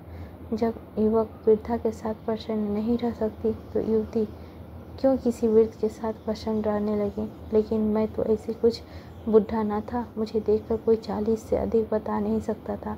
कुछ भी हो, जवान ढल जाने पर जवान औरत से विवाह करके कुछ न कुछ बेहाई जरूर करनी पड़ती है, इसमें संदेह नहीं। स्त्री स्वभाव में लज्जाशील होती है। कुलटाओं की बात तो दूसरी है, पर साधारणतः शादी स्त्री पुरुष से कहीं ज़्यादा सहनशील होती है। जोड़ का पति पाकर वह चाहे पर पुरुष से हंसी दिल्लगी कर ले, पर उसका मन शुद्ध रहता है। बेजोड़े विवाह हो जाने पे चाहे किसी की आंख उठाकर ना देखे, पर उसका चित्त दुखी रहता है। वह पक्की दीवार है, उसमें सब्री का असर नहीं होता। यह कच्ची दीवार है और उसी वक्त तक खड़ी रहती है जब तक इस पर सब्री ना लगाई जाए। विचारों में पड़े पड़े मुंशी जी ने एक झप्पी आ गई। मने के भाव ने तत्काल सौंपने का रूप धारण कर लिया। क्या देखते हैं कि पहली स्त्री मनसाराम के सामने खड़ी कह रही है, स्वामी यह तुमने क्या किया? जिस बालक को मैंने अपना रक्त पिला पिला कर पाला, उसको तुमने इतनी निर्दयता से मार डाला। ऐसे आदर्श चरित्र बालक पर तुमने इतना कठोर कलंक लगा दिया। अब बैठे क्या बिसुराते हो? तुमने उसके हाथ धो लिया। मैं तुम्हारे निर्दयी हाथों को छीनकर उसे अपने साथ लिए चाहती हूँ। तुम तो इतने शक की कभी न थे। क्या विवाह करते ही शक को गले से बांध लाएं? इस कोमल हृदय पर इतना कठोर आघात, इतना भीषण कलंक, इतना बड़ा अपमान सहकर जीने वाले कोई बेहाया होगा? मेरा बेटा नहीं सह सकता। यह कहते कहते उसने बालक को गोद में ले लिया, उठा लिया और चली। मुंशी जी रोते हुए उसकी गोद से मनसाराम को छीनने के लिए हाथ बढ़ाया तो आँख खुल गई और डॉक्टर साहब लहरी, डॉक्टर लिहारी, डॉक्टर भाटिया आदि आधे दर्जन डॉक्टर उसके सामने खड़े दिखाई दिए। 3 दिन गुजर गए और मुंशी जी घर न आए। रुक्मणी दोनों वक्त अस्पताल जाती और मनसाराम को देख आती थी। दोनों लड़के भी जाते थे, पर निर्मला कैसी जाती? उसके पैरों में तो भेड़िया पड़ी हुई थी। वहाँ मनसाराम की बीमारी का हाल चाल जानने के लिए व्यर्थ रहती थी। यहाँ यदि रुक्मणी के कुछ पूछती तो ताने मिलते थे और लड़कों से पूछती तो बेसिर पैरों की बातें करने मिलते थे। एक बार खुद जाकर देखने के लिए उसका चित्त व्याकुल हो रहा था। उसे यह भय होता कि कहीं संदेह से मुंशी जी के पुत्र प्रेम को शिथिल ना कर दिया हो। कहीं उनकी कृपणता ही तो मनसाराम के अच्छे होने के बाधक नहीं हो रही है। डॉक्टर किसी के सगे नहीं होते, उन्हें तो सिर्फ पैसे से काम है। मुर्दा तो खाज में जाए उसे बहिश्त में। उसका मन तो प्रबल इच्छा होती थी कि जाकर अस्पताल डॉक्टरों का 1000 का थैली देकर कहे, इन्हें बचा लीजिए, यह थैली आपकी भेंट है। पर उसके पास ना तो इतने रुपए थे और ना ही इतने साहस था। अब भी यदि वह पहुंच सकती तो मनसाराम अच्छा हो जाता। उसकी सेवा शुश्रूषा होनी चाहिए, वैसी नहीं हो रही थी। नहीं तो क्या 3 दिन तक ज्वार ही नहीं ना उतरता। यह दैहिक ज्वार नहीं, मानसिक ज्वार है और चित्त के शांत होने ही के लिए प्रकोप उतर सकता है। अगर वह वहाँ रात भर बैठी रह सकती है और मुंशी जी जरा सा मन मैला ना करते तो कदाचित मनसाराम को विश्वास हो जाता कि पिताजी का दिल साफ है और फिर अच्छे होने के में देर न लगती। लेकिन ऐसा होगा, मुंशी जी उसे वहाँ देखकर प्रसन्नचित्त रह सकेंगे क्या? अब भी उनका दिल साफ नहीं हुआ। यहाँ से जाते समय तो ऐसा ज्ञात हुआ कि वह अपने प्रमाद पर पछता रहे हैं। ऐसे तो ना होगा कि उसके वहाँ जाते ही मुंशी जी का संदेह फिर भड़क उठे और वह बेटे की जान लेकर ही छोड़े। इस दुविधा में पड़े पड़े 3 दिन गुजर गए और ना घर में चूल्हा चला और ना किसी ने कुछ खाया। लड़कों के लिए बाजार से पूरियाँ ली जाती थी। रुक्मणी और निर्मला भूखी ही सो जाती थी, उन्हें भोजन की इच्छा ना ही थी। चौथे दिन जियाराम स्कूल से लौटा तो अस्पताल होता हुआ घर आया। निर्मला ने पूछा, क्यों भैया, अस्पताल भी गए थे? आज क्या हाल है, तुम्हारे भैया उठे या नहीं? जियाराम रुआसा होकर बोला, अम्मा जी, आज तो वह कुछ बोलते ही ना थे, चुपचाप चारपाई पर पड़े जोर जोर से हाथ पांव पटक रहे थे। निर्मला के चेहरे का रंग उड़ गया। घबराकर पूछा, तुम्हारे बाबूजी वहाँ ना थे? जियाराम, थे क्यों नहीं, आज वह बहुत रोते थे। निर्मला का कलेजा धक धक करने लगा। पूछा, डॉक्टर साहब लोग वहाँ ना थे? जियाराम, डॉक्टर भी वहाँ थे और आपस में कुछ सलाह कर रहे थे। सबसे बड़ा सिविल सर्जन अंग्रेजी में कह रहा था कि मरीज का देह में कुछ का ताज़ा खून डालना चाहिए। इस पर बाबूजी ने कहा, मेरी देह का जितना खून चाहे ले लीजिए। सिविल सर्जन ने हंसकर कहा, आपके ब्लड से काम नहीं चलेगा, किसी जवान आदमी का ब्लड चाहिए। आखिर उसके पिचकारी में कोई दवा भैया बाबू के बाजू के डाल दी। 4 अंगुल से कम की सुई ना होगी, पर भैया मिनके तक नहीं। मैंने तो मारे डर के आंखें बंद कर ली। बड़े बड़े महान संकल्प आवेश में ही जन्म लेते हैं। कहाँ तो निर्मला भय से सूखी जाती थी, कहाँ उसके मुंह पर दृढ़ संकल्प की आभा झलक पड़ी। उसकी अपनी देह को ताज़ा खून देने का निश्चय किया। अगर उसके रक्त में मनसाराम के प्राण बच जाए तो वह बड़ी खुशी से उसकी अंतिम बूंद तक दे डालेगी। अब जिसका जो जी चाहे समझे, वह कुछ परवाह ना करेगी। उसने जियाराम से कहा, तुम लपक कर एक पक्का बुला लो, मैं अस्पताल जाऊंगी। जियाराम, वहाँ तो इस वक्त बहुत से आदमी होंगे, जरा रात हो जाने दो तब जाना। निर्मला, नहीं, तुम अभी एक का बुला लो। जियाराम, कहीं बाबूजी बिगड़े ना। निर्मला, बिगड़ने दो, तुम अभी जाकर सवारी लाओ। जियाराम, मैं कह दूंगा, अम्मा जी ने ही मुझे सवारी मंगाई थी। निर्मला, कह देना। जियाराम तो उधर टांगा लाने गया। इतनी देर में निर्मला ने सिर में कंघी की, चूड़ा बांधी, कपड़े बदली, आभूषण पहने, पान खाया और द्वार पर आकर ताकने की राह देखने लगी। रुक्मणी अपने कमरे में बैठी हुई थी। उसे इस तैयारी से आते देख बोली, कहाँ जाती हो बहू? निर्मला, जरा अस्पताल तक जाती हूँ। रुक्मणी, वहाँ जाकर क्या करोगी? निर्मला, कुछ नहीं, क्या करूँगी, करने वाले तो भगवान है, देखने को जी चाहता है। रुक्मणी, मैं कहती हूँ मत जाओ। निर्मला ने विनीत भाव से कहा, अभी चली जाऊंगी दीदी जी। जियाराम कह रहे थे, इस वक्त उनकी हालत अच्छी नहीं है। जी नहीं मानता, आप भी चलिए ना। रुक्मणी, मैं देख आई हूँ, इतना ही समझ लो कि अब बाहरी खून पहुंचाने पर ही जीवन की आशा है। कौन अपना ताज़ा खून देगा और क्यों देगा, उसमें तो प्राणों का भय है निर्मला। इसीलिए तो मैं चाहती हूँ, मेरे खून से क्या काम ना चलेगा। रुक्मणी, चलेगा क्यों नहीं, जवान ही का तो खून चाहिए, लेकिन तुम्हारे खून में मनसाराम की जान बचे, इससे यह कहीं अच्छा हो कि उसे पानी में बहा दिया जाए। तांगा आ गया। निर्मला और जियाराम दोनों जा बैठे। तांगा चला। रुक्मणी द्वार पर खड़ी देर तक रोती रही। आज पहली बार उसे निर्मला पर दया आई। उसका बस होता तो वह निर्मला को बांधे रखती। करुणा और सहानुभूति का आवेश उसे कहाँ लिए जाता है, वह अब प्रकट रूप में देख रही थी। आहा, यह दुर्भाग्य की प्रेरणा है, यह सौनाश का मार्ग है। निर्मला अस्पताल पहुंची तो दीपक जल चुके थे। डॉक्टर लोग अपनी राय देकर विदा हो चुके थे। मनसाराम का ज्वर कुछ कम हो गया था। वह टकटकी लगाए खुद द्वार को देख रहा था। उसकी दृष्टि उन्मुख आकाश की ओर लगी हुई थी, माने किसी देवता की प्रतीक्षा कर रहा हो। वह कहाँ है, जिस दशा में है, उसे उससे कुछ ज्ञान न था। सहसा निर्मला को देखते ही वह चौंक कर उठ बैठा। उसका समाधि टूट गई। उसकी विलुप्त चेतना प्रतीप हो गई। उसे अपनी स्थिति का, अपना दशा का ज्ञान हो गया, मानो कोई भूली हुई बात याद आ गई हो। उसने आंखें फड़फड़ाकर निर्मला को देखा और मुंह फेर लिया। एकाएक मुंशी जी तीव्र स्वर से बोले, तुम यहाँ क्या करने आई हो। निर्मला अवाक रह गई। यह बतलाने की भी क्या करने आई हो। इतने सीधे से प्रश्न का भी कोई जवाब ना दे सकी।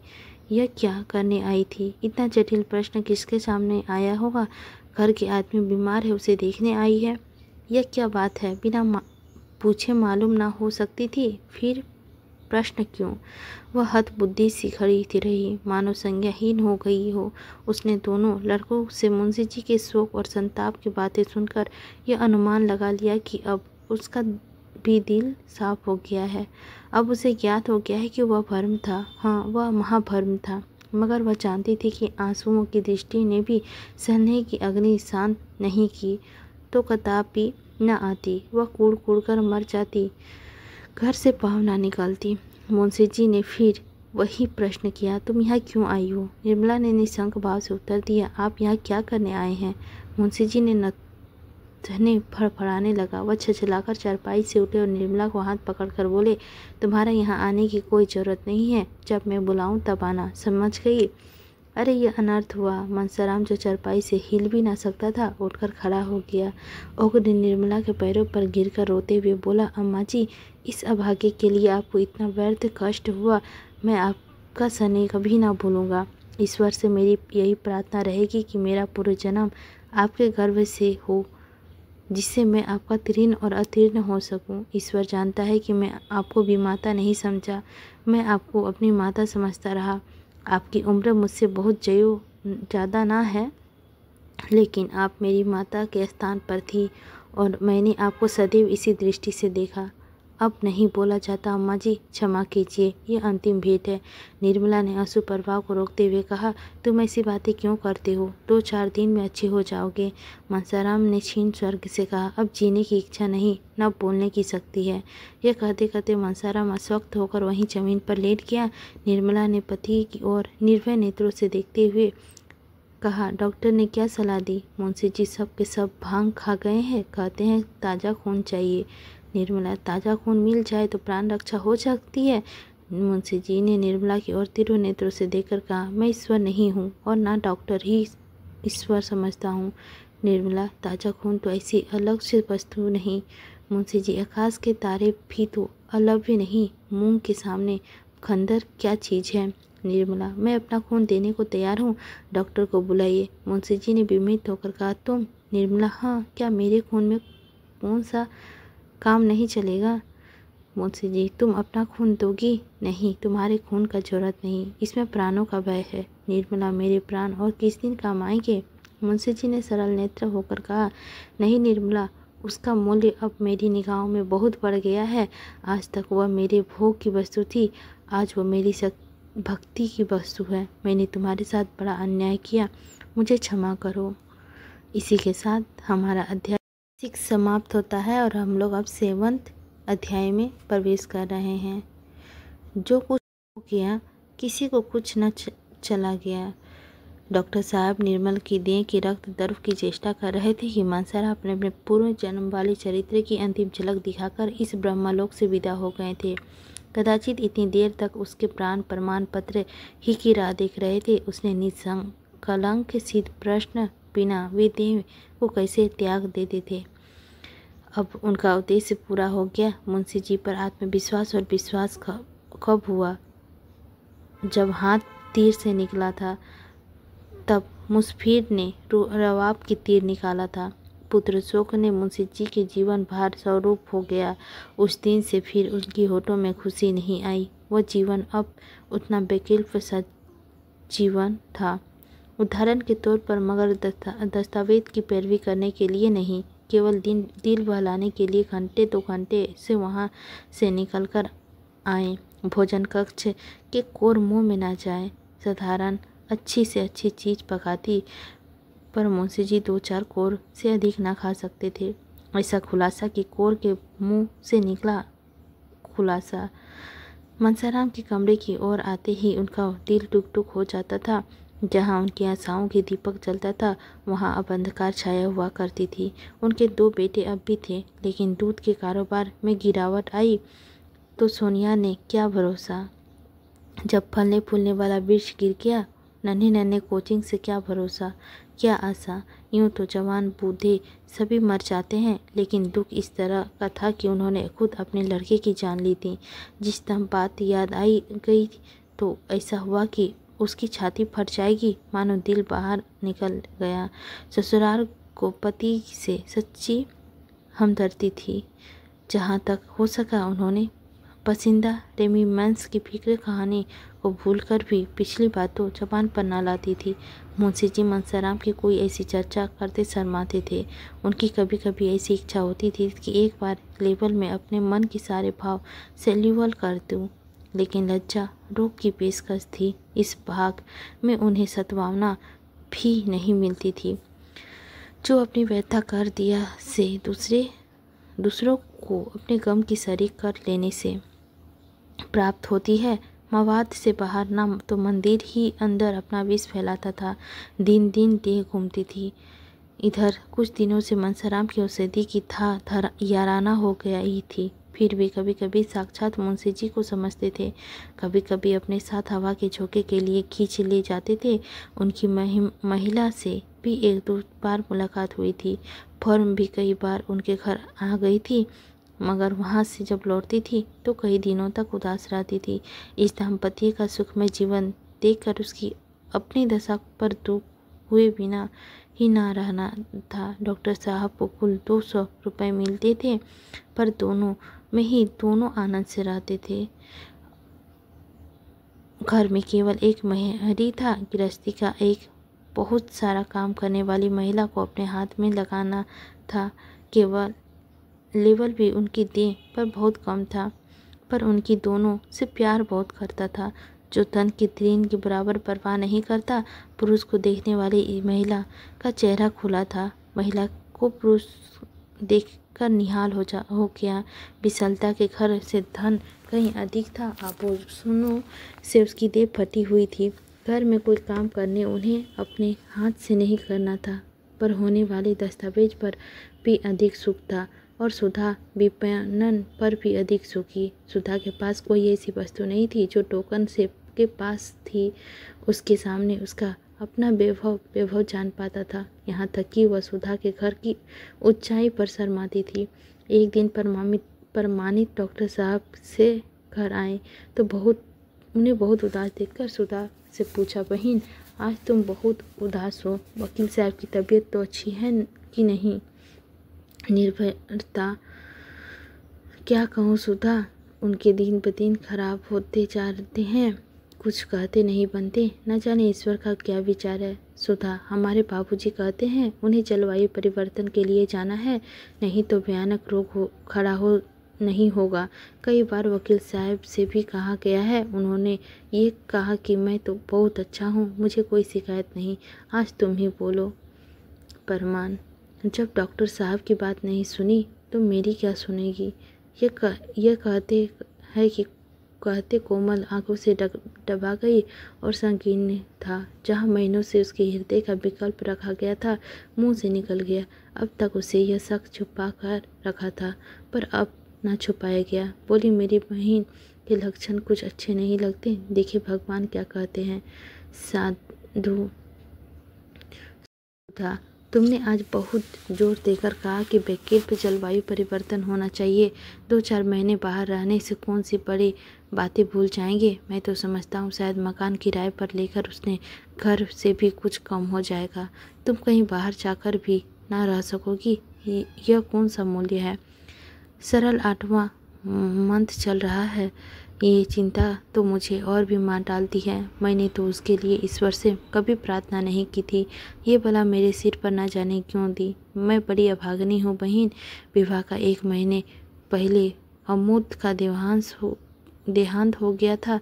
उसकी मृत्यु से ही मेरे सिर शनिचर सवार हो गई थी। जहाँ पहले शादी की पक्की बातचीत हुई थी, उन लोगों ने मुँह फेर ली और मुलाकात भी न की।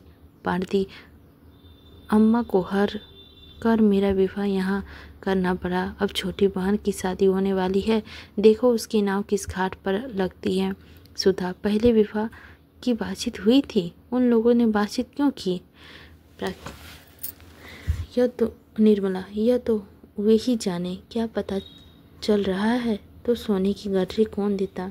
सुधा, ये तो ताना है। कहाँ रहने वाले थे। नाम मात्र लखनऊ के। नाम तो याद नहीं। मशीनरी के कोई बड़े सामान थे। सुधा ने अधेड़ भाव से पूछा। और उनका लड़का क्या करता था। ऑर्गेनिक, कुछ नहीं, कहीं ना कहीं बड़ा होनहार था। सुधा ने सिर नीचा करके कहा। उसके अपने पिता से कुछ ना कहा था। वह तो जवान था, अपने बाप को दबा नहीं सकता था। निर्मला, अब यह मैं क्या जानूं बहन। सोने की गठरी उस किसी प्रिय नहीं होती। जो पंडित मेरे यहाँ से संदेश लेकर आए थे, उन्होंने तो कहा कि लड़का ही इनकार कर रहा है। लड़के की माँ अलबत्ता देवी थी। उसके बेटे को पत्नी दोनों को ही समेटा, पर उसकी कुछ ना चलती थी। सुधा, मैं तो उस लड़के को ग्रेजुएट हूँ तो बहुत अच्छे हाथ लगाती हूँ। निर्मला, मेरे भाग्य में जो लिखा था उसका भुगतान हो गया। अंतिम समय में क्या शामिल है।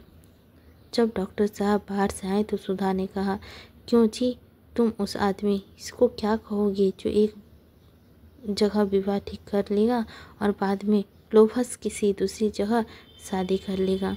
डॉक्टर सिन्हा ने महिला की ओर से कुतूहल से कहा, ऐसा नहीं करना चाहिए। और क्या। सुधा, यह क्यों नहीं कहा जा सकता है कि घोर निंदा है, पहले लेवल का कमीनापन है। सिन्हा, हाँ, यह भी तो बता गया है। सुधा, कौन सा अपराध पड़ा है, वर के पिता का।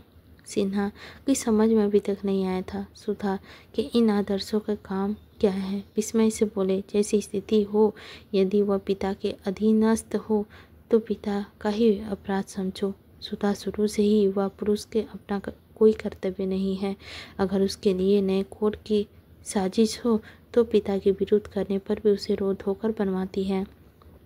ऐसे में महत्व के उस विषय में वह अपनी आवाज़ पिता के सामने तक नहीं पहुंचा सकी। यह कहो कि वह और अपने पिता तीनों अपराधी हैं। और अधिक बूढ़े आदमी ने सोचा, मुझे तो सारा खर्चा देना। कन्या पक्ष की छोटी अंगुली, छोटा ही अच्छा। मकेर वर्ग का धर्म यह है कि यदि उसके हाथ बिल्कुल बिकते नहीं हैं तो आत्मबल का परिचय दे। अगर वह ऐसा नहीं करता तो मैं कहता हूँ कि वह एक लोभी है और कायर भी। दुर्भाग्य से ऐसे ही एक प्राणी है, मेरा पति है, और मेरी समझ में नहीं आता कि किन शब्दों में उसका तिरस्कार करूं। सिन्हा ने चिल्लाते हुए कहा, वो दूसरी बात थी। लेन देन की कारण नहीं था, बिल्कुल दूसरी बात थी। कन्या के पिता का देहांत हो गया था। ऐसी हालत में हम लोग क्यों करते हैं।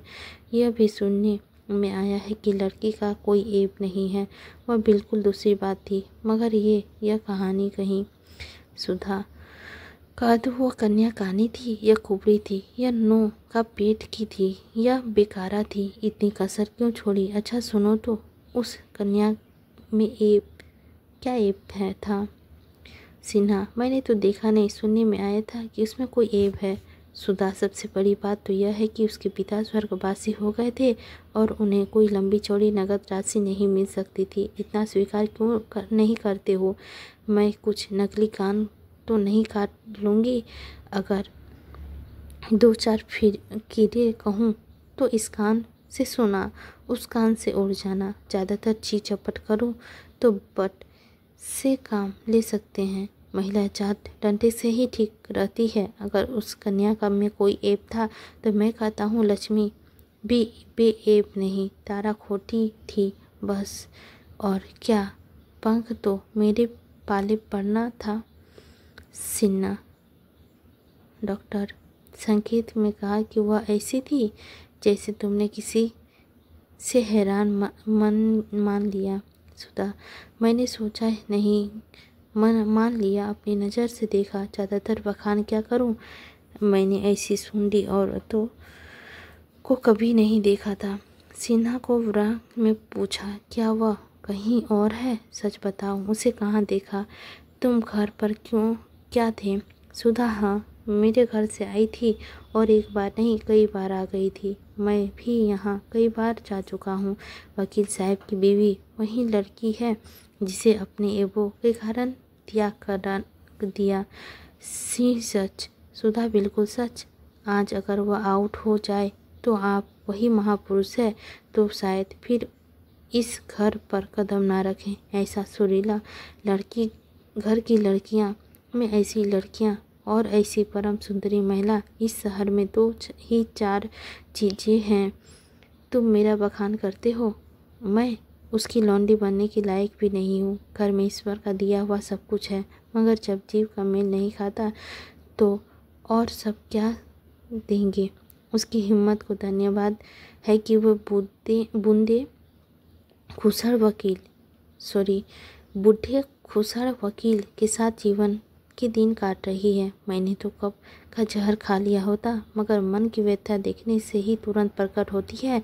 हंसती है, बोलती है, स्पेस पट कपड़े पहनती है, रोया रोया पहनती है। डॉक्टर, वकील साहब की बहुत बड़ी अर्जी लगाती होगी। सुधा, शिकायत क्यों? उसके पति क्या नहीं है दुनिया में अब? उसके लिए जो कुछ है वकील साहब ही है। वह बूढ़े हो या मरीज, पर है तो उनकी स्वामी ही। कुलवंती स्त्रियां पति की निंदा नहीं करती, ये कुल कटाओं का काम है। वह अपनी दशा देखकर कुड़ती है, मुँह से कुछ नहीं कहती। सिन्हा, इन वकील साहब को क्या संगति थी जो इस उम्र में विवाह करने चले? सुधा, ऐसा आदमी नहीं है तो गरीब मजदूरों की नाव कहाँ पर है? तुम और मेरे साथी बिना भारी गठरी के लिए बात नहीं करते तो फिर ये रिश्तेदार घर, यह बड़ा भारी अन्याय है और स्टार मार्क्स पराजित करना चाहते हैं। ईश्वर उनकी सुहाग अमर रखें।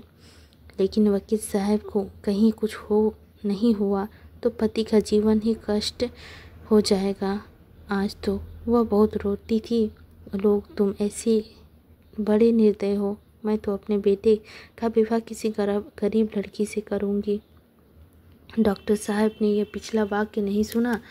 वह घोर चिंता में पड़ गए। उनके मन में यह प्रश्न उठ कर उन्हें विलप करने लगा, कहीं वही वकील साहब को कुछ हो गया हो। आज उन्हें अपने स्वार्थ का भयानक स्वरूप दिखाया। असल में यह नेपोलियन का अपराध था। अगर उसके पिता ने जोर देकर कहा कि ऐसा होता है और कहीं शादी ना करूँगा, तो क्या वह अपनी इच्छा के विपरीत अपनी शादी कर लेता है?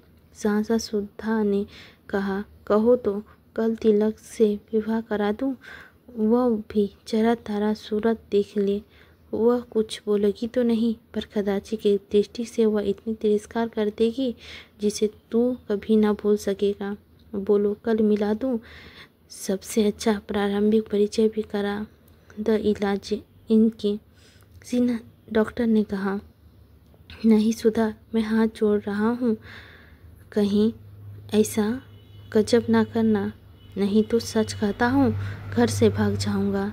सुधा जो कांटा बोया है उसका फल क्यों इतना भिक्षु हो, प्रमुखों का कंटार का करना है। जरा उसे भी तड़पाओ तो देखो। मेरे दादाजी ने 5,000 दिए ना, अभी छोटे भाई की शादी में 5-6 हज़ार और मिल जाएंगे, फिर तो सही मायने में धनी दुनिया का कोई दूसरा नहीं होगा। 10,000 बहुत होते हैं। बाप रे बाप, 10,000 उड़ा उड़ा के रखने लगे तो महीने लग जाएंगे। अगर लड़का उड़ने लगे तो उड़ाने तक चले गए। कहीं से बात हो रही थी या नहीं, इस परिहास से डॉक्टर साहब इतने छिपे कि सिर तक ना उड़ सके। उनका सारा वाक चातुर लुप्त हो गया। नन्हा सा मुँह निकल आया मानो मरा गया। इसी वक्त किसी डॉक्टर साहब को बाहर से कॉल करके बुलाया। जान लेकर भागे। महिला परिहास कुशल होती है, उसका आज परिचय मिला। रात को डॉक्टर साहब शयन करते हुए सुधा से बोले, निर्मला की तो कोई बहन है ना? सुधा, हाँ, आज उसकी चर्चा तो करती थी। उसकी चिंता, अभी से यात्रा हो रही थी। अपने ऊपर तो जो कुछ कहना था होना था बीत गया। बहन का फिक्र में पड़ रही थी। डॉक्टर सिन्हा प्रमाणित तो अपनी माँ की मदद कर सकते हैं। सुधा ने तीक्ष्ण स्वर से कहा, तुम भी कभी कभी एकदम बेसिर की बातें करते हो। साधारण बहुत कुछ तो 200-400 रुपये देगी और क्या कर सकती है। वकील साहब का ये हाल हो रहा है और अभी पहाड़ जैसी उम्र काटनी है, फिर कौन जाने उसके घर का क्या हाल। यहाँ 6 महीनों से अलगरे घर पर बैठे हैं। रुपये आकाश से पड़ते हैं, सस्ते ही वसूलते हैं। 10-20 हज़ार होंगे तो बैंक में होंगे, कुछ पासपोर्ट के पास तो रहेगा ही। हमारा 200 रुपये महीने का खर्च है, तो क्या उनका 400 रुपये महीने का नहीं होगा। सुधा की तो नींद आ गई, पर डॉक्टर साहब बहुत देर तक करवट बदलते रहे। फिर कुछ मसाले उठे और महीने में एक पत्र लिखा। दोनों ने एक ही साथ दी अनाथ व निर्मला की कन्या को जन्म। कृष्णा का विवाह निश्चित हुआ और मुंशी तोतेराम का मकान नीलाम हो गया। कन्या का जन्म तो साधारण बात थी, हालांकि अंतिम दृष्टि में यह उसके जीवन का सबसे महान घटना थी, लेकिन शेष दोनों घटनाएं असाधारण थी। कृष्णा का विवाह ऐसे घराने में ठीक हुआ, उनकी माता के पास तो डाकू के नाम से फूटी कौड़ी भी नहीं थी, और वहाँ पर BSF सिन्हा साहब, जो अब पेंशन लेकर घर बैठ गए थे, अनमोल महालोभी प्रसिद्ध थे। वह अपने बेटे की शादी ऐसे दरिद्र घराने में करने पर राजी हुई। किसी को सहसा विश्वास न आता था। इससे भी बड़ी आश्चर्य की बात यह थी कि मुंशी जी के मकान का नीलामी होना था। लोग मुंशी जी को अगर लखपति नहीं तो बड़े आदमी निश्चित ही समझते थे। उनका मकान नीलाम कैसे हुआ? ऐसा कहा जाता है कि मुंशी जी ने एक महाजन से कुछ रुपए कर्ज लेकर एक बात गांव में रखी थी। उन्हें आशा था कि साल में रुपए मिलते रहेंगे। 10 साल में उस गांव पर कब्जा कर लिया जाएगा। वह जमींदारी असल और सूद के कुल करोड़ों विज्ञापन करने में असहाय हो गए। सिद्धांत पर मुंशी जी ने अपना मामला बनाया। गांव बहुत बड़ा था, 400-500 रुपये नाफा होता था, लेकिन मन की सोची हुई मन में ही रह गया। मुंशी जी दिल की बहुत सारे डॉक्यूमेंट्री पर भी स्टूडियो न जाने जा सके। पुत्र शोक में उसमें कोई काम करने की शक्ति नहीं छोड़ी थी। ऐसा कौन पिता का दिल है? शून्य पिता है जो बेटे की गर्दन पर तलवार अंकित कर शांत कर ले। जब साल भर तक सूद ना पहुंचा तो उनके बार बार मुसाफिर जी उसके पास आए। यहाँ पिछली बार तक उन्होंने साफ कहा था कि हम किसी के गुलाम नहीं हैं। साहू जी ने जो छीन लिया, तब साहू जी ने गुस्सा आ गया, उसकी नालिश कर दी। मुंशी जी पैरवी करने भी ना गई। एकाएक डिग्री हो गई। यहाँ घर के रुपये कहाँ रखे थे? इतने ही दिनों में मुंशी जी ने की 60 भी उड़ गई। वह टिके भी कोई प्रबंध ना कर सके।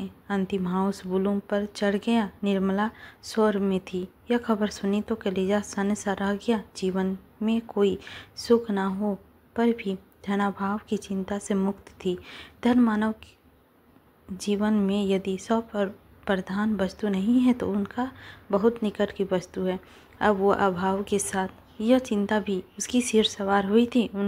उन्हें दाई को कहला भेजा, मेरे सभी साथी बेचकर घर बचा लो। लेकिन मुंशी जी इस प्रस्ताव को किसी तरह स्वीकार नहीं किया। उस दिन से मुंशी जी और भी चिंताग्रस्त रहने लगे। जिस धन को सुख भोगने के लिए उन्होंने विवाह किया था वह अब अतीत की स्मृति में था। वह मारे गए कलानी के अब नरम को अपना मुंह तक नहीं दिखा सकते।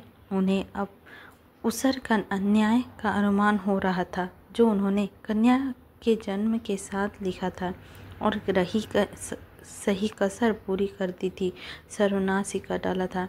12वें दिन स्वर्ग के अमूर्त नवजात शिशु को गोद लेने के लिए पास किया गया। वह इस अभाव में था, इतनी आकर्षण थी मानो उसे कोई चिंता नहीं थी। कॉलेज के दिल से लेकर वह पूरी सारी चिंता भूल गई थी। इंस्टीट्यूट के विकास, हर्ष और दीपावली उत्सव को देखकर उसका हृदय द्रवित हो रहा था। मृतभाषा के इस उद्धार में उसके सारे कलेश विलीन हो गए थे। वह बच्चों की पति को गोद में लेकर निहाल हो जाना चाहती थी, लेकिन मुंशी जी कन्या को देखकर सहम उठ गई। गोद लेने के लिए उनका हृदय झुलसा ही नहीं, पर उन्होंने एक बार उसे करुण उत्सव से देखा और फिर सिर झुका लिया। किला सूरत मनसाराम से अपूर्ण बातचीत थी।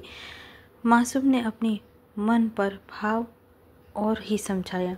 उसके सद्गुण सनी से लड़की को दिल से लगा लिया, मानो उसने कह रही हो, अगर तुम इसके लौंड से दब जाते हो तो आज से इस पर तुम्हारा साया भी नहीं देखता। जिस रत्न को मैंने इतनी तपस्या के बाद पाया, उसके पिता ने कहा कि तुम्हारा हृदय मोटा नहीं है। वह उसी आश्रम में गोद में चिपकते हुए अपने कमरे में चली गई और कुछ देर तक रोती रही। उन्होंने पति की इस डिसीजन पर इशारा करते हुए कहा कि यह नहीं तो शायद उतने कठोर समझ नहीं पाते। उसके सिर का उत्तरदायित्व का इतना बड़ा भार कहाँ था? उनकी पत्नी को किसने देखा था? वह बेचारा विचार की चेष्टा करता था और उसकी समझ में क्या आता है। मुंशी जी को एक ही क्षण में अपनी भूल असफल हो गई। माता के हृदय प्रेम में इतना अनुरक्त रहता है कि भविष्य की चिंता और बधाएं उसे जरा भी यथार्थवादी नहीं बनती। उनके अंतःकरण में एक अलौकिक शक्ति का अनुभव होता है जो उसके सामने प्रस्तुत कर देता है। मुंशी जी दौड़ते हुए घर आए और बच्चे को गोद में लेकर बोले, मुझे याद आता है मनसा भी ऐसा ही था, बिल्कुल ऐसी ही। अगर दीदी जी भी तो यही कहती है। मुंशी जी बिल्कुल, यहाँ बड़ी बड़ी आंखें और लाल लाल होठ है। ईश्वर ने मुझे मेरा मनसाराम का यह रूप दिया। वही माथा है, वही मुंह, वही हाथ पांव। ईश्वर तेरा लीला अपार है। सहसा रुक्मणी भी शामिल हुई। मुंशी जी को देखते ही बोली, देखो बाबू, मनसाराम है कि नहीं? वही आया है। कोई लाख कहे, मैं ना उदाहरण साफ मनसाराम है। साल भर के लगभग ही तो हो गया। मुंशी जी बहन, एक एक अंक तो है। बस भगवान ने मुझे मेरा मनसाराम दिया। क्यों री, तू मनसाराम है ना? छोड़कर जाने का नाम ना लिया। नहीं फिर खींच लाऊंगा। कैसे निठुर तार भागे थे। अंतिम पकड़ लाई कि नहीं? बस कह दिया। अब मुझे ठीक करने का नाम ना लेना। देखो बहन कैसे टुकुर टुकुर ताक रही है। उसी क्षण मुंशी जी ने फिर से अभिलाषाओं का पवन बनाना शुरू कर दिया। मोह ने उसे फिर से दुनिया की ओर से निकाला। मानव जीवन तो इतना क्षण भिंगुर है, पर तेरी कल्पनाएं कितनी दयालु। वह तोताराम जो संसार के विरक्त हो रहे थे, जो रात भर मधु का आग्रह करते थे, तिनके का सहारा तन पर पहुंचाने के लिए पूरी शक्ति से हाथ पांव मार रहे थे, मगर तिनके का सहारा कोई तट पर है। इसी के साथ हमारा अध्याय 7 समाप्त होता है। अब हम लोग अध्याय 8 में पहुंचते हैं। अध्याय 8। निर्मला को यथापि अपने घर के झंझटों से अवकाश न था। घर कृष्णा के विवाह का संदेश पाकर वह किसी तरह ना रुक सकी।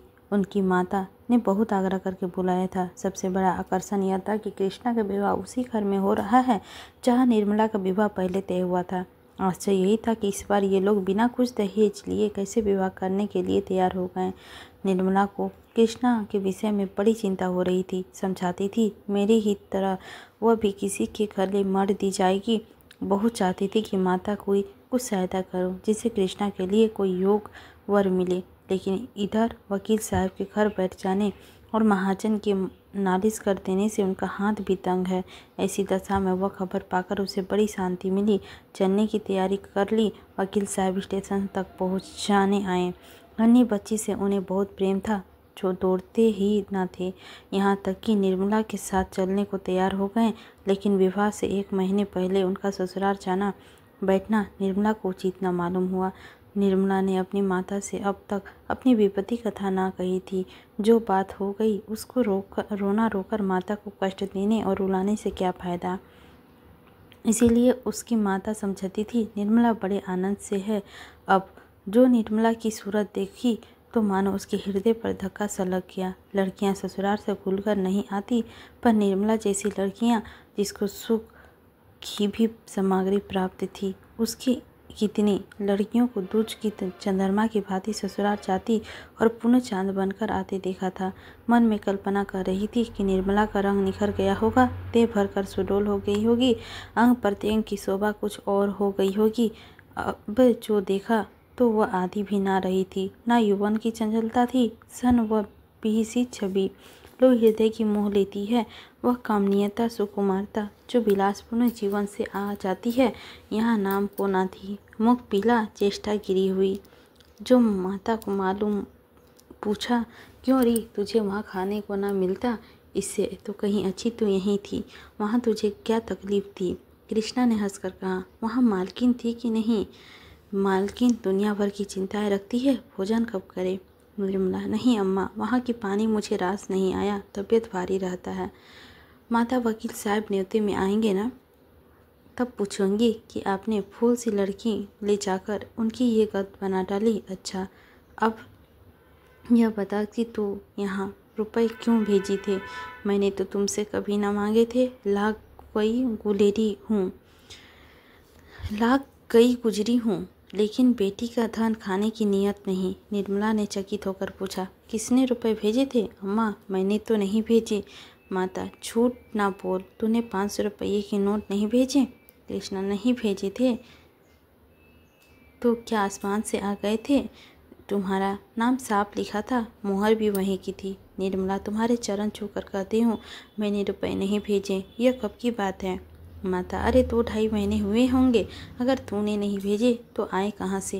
निर्मला यह क्या, मैं क्या जानूँ, मगर मैंने रुपए नहीं भेजे। हमारे यहाँ तो जब से जवान बेटा मरा है कचहरी भी नहीं चाहते। मेरा हाथ तो आप ही तंग है, रुपए कहाँ से आते। माता यह तो बड़े आश्चर्य की बात है, वहाँ और कोई तेरा सगा संबंधी तो नहीं। वकील साहब ने तुमसे छिपाकर तो नहीं भेजे। निर्मला नहीं अम्मा, मुझे तो विश्वास नहीं।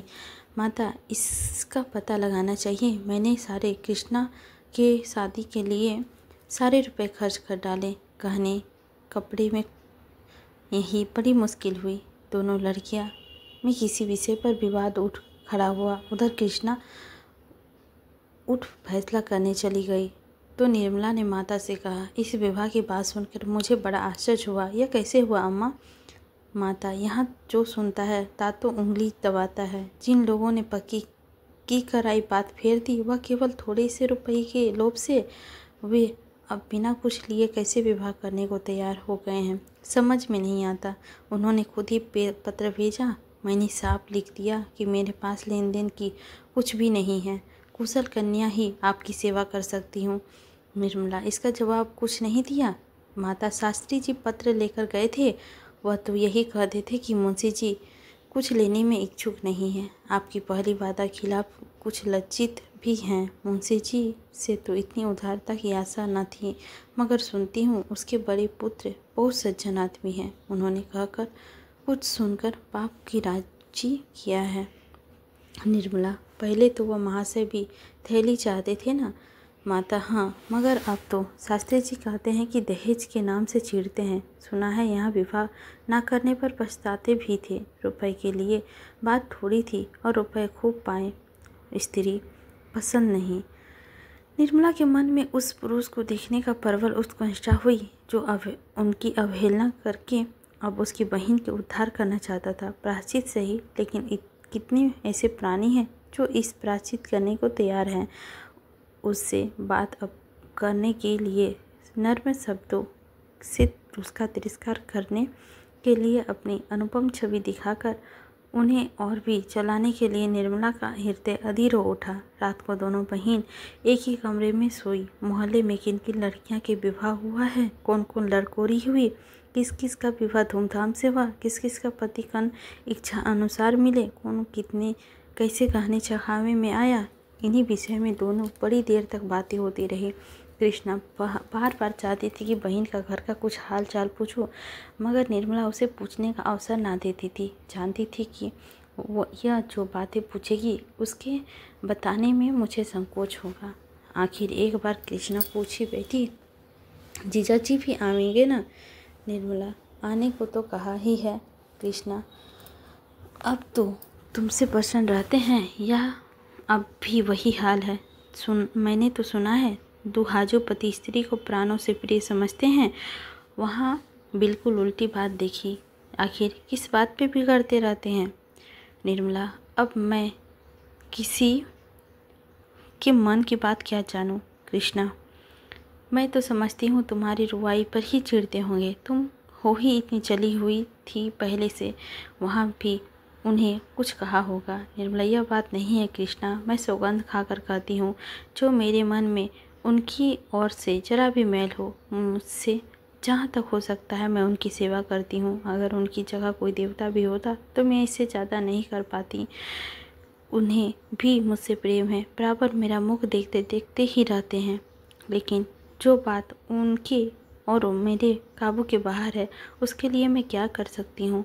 मैं ना जवान हो सकती हूँ और ना मैं बुढ़िया हो सकती हूँ। जवान बनने के लिए वह न जाने कितने रस और भस्म खाते रहते हैं। मैं बुढ़िया बनने के लिए दूध घी सब छोड़ बैठी हूँ। सोचती हूँ मेरे दुबलेपन से ही अवस्था का भेद खत्म हो जाए। लेकिन ना उन्हें पौष्टिक पदार्थ के कुछ लाभ होता है, ना मुझे उपवासों से। जब से मनसाराम का देहांत हुआ था तब से उनकी दशा और ख़राब हो गई थी। कृष्णा, मनसाराम को तुम भी बहुत प्यार करती थी।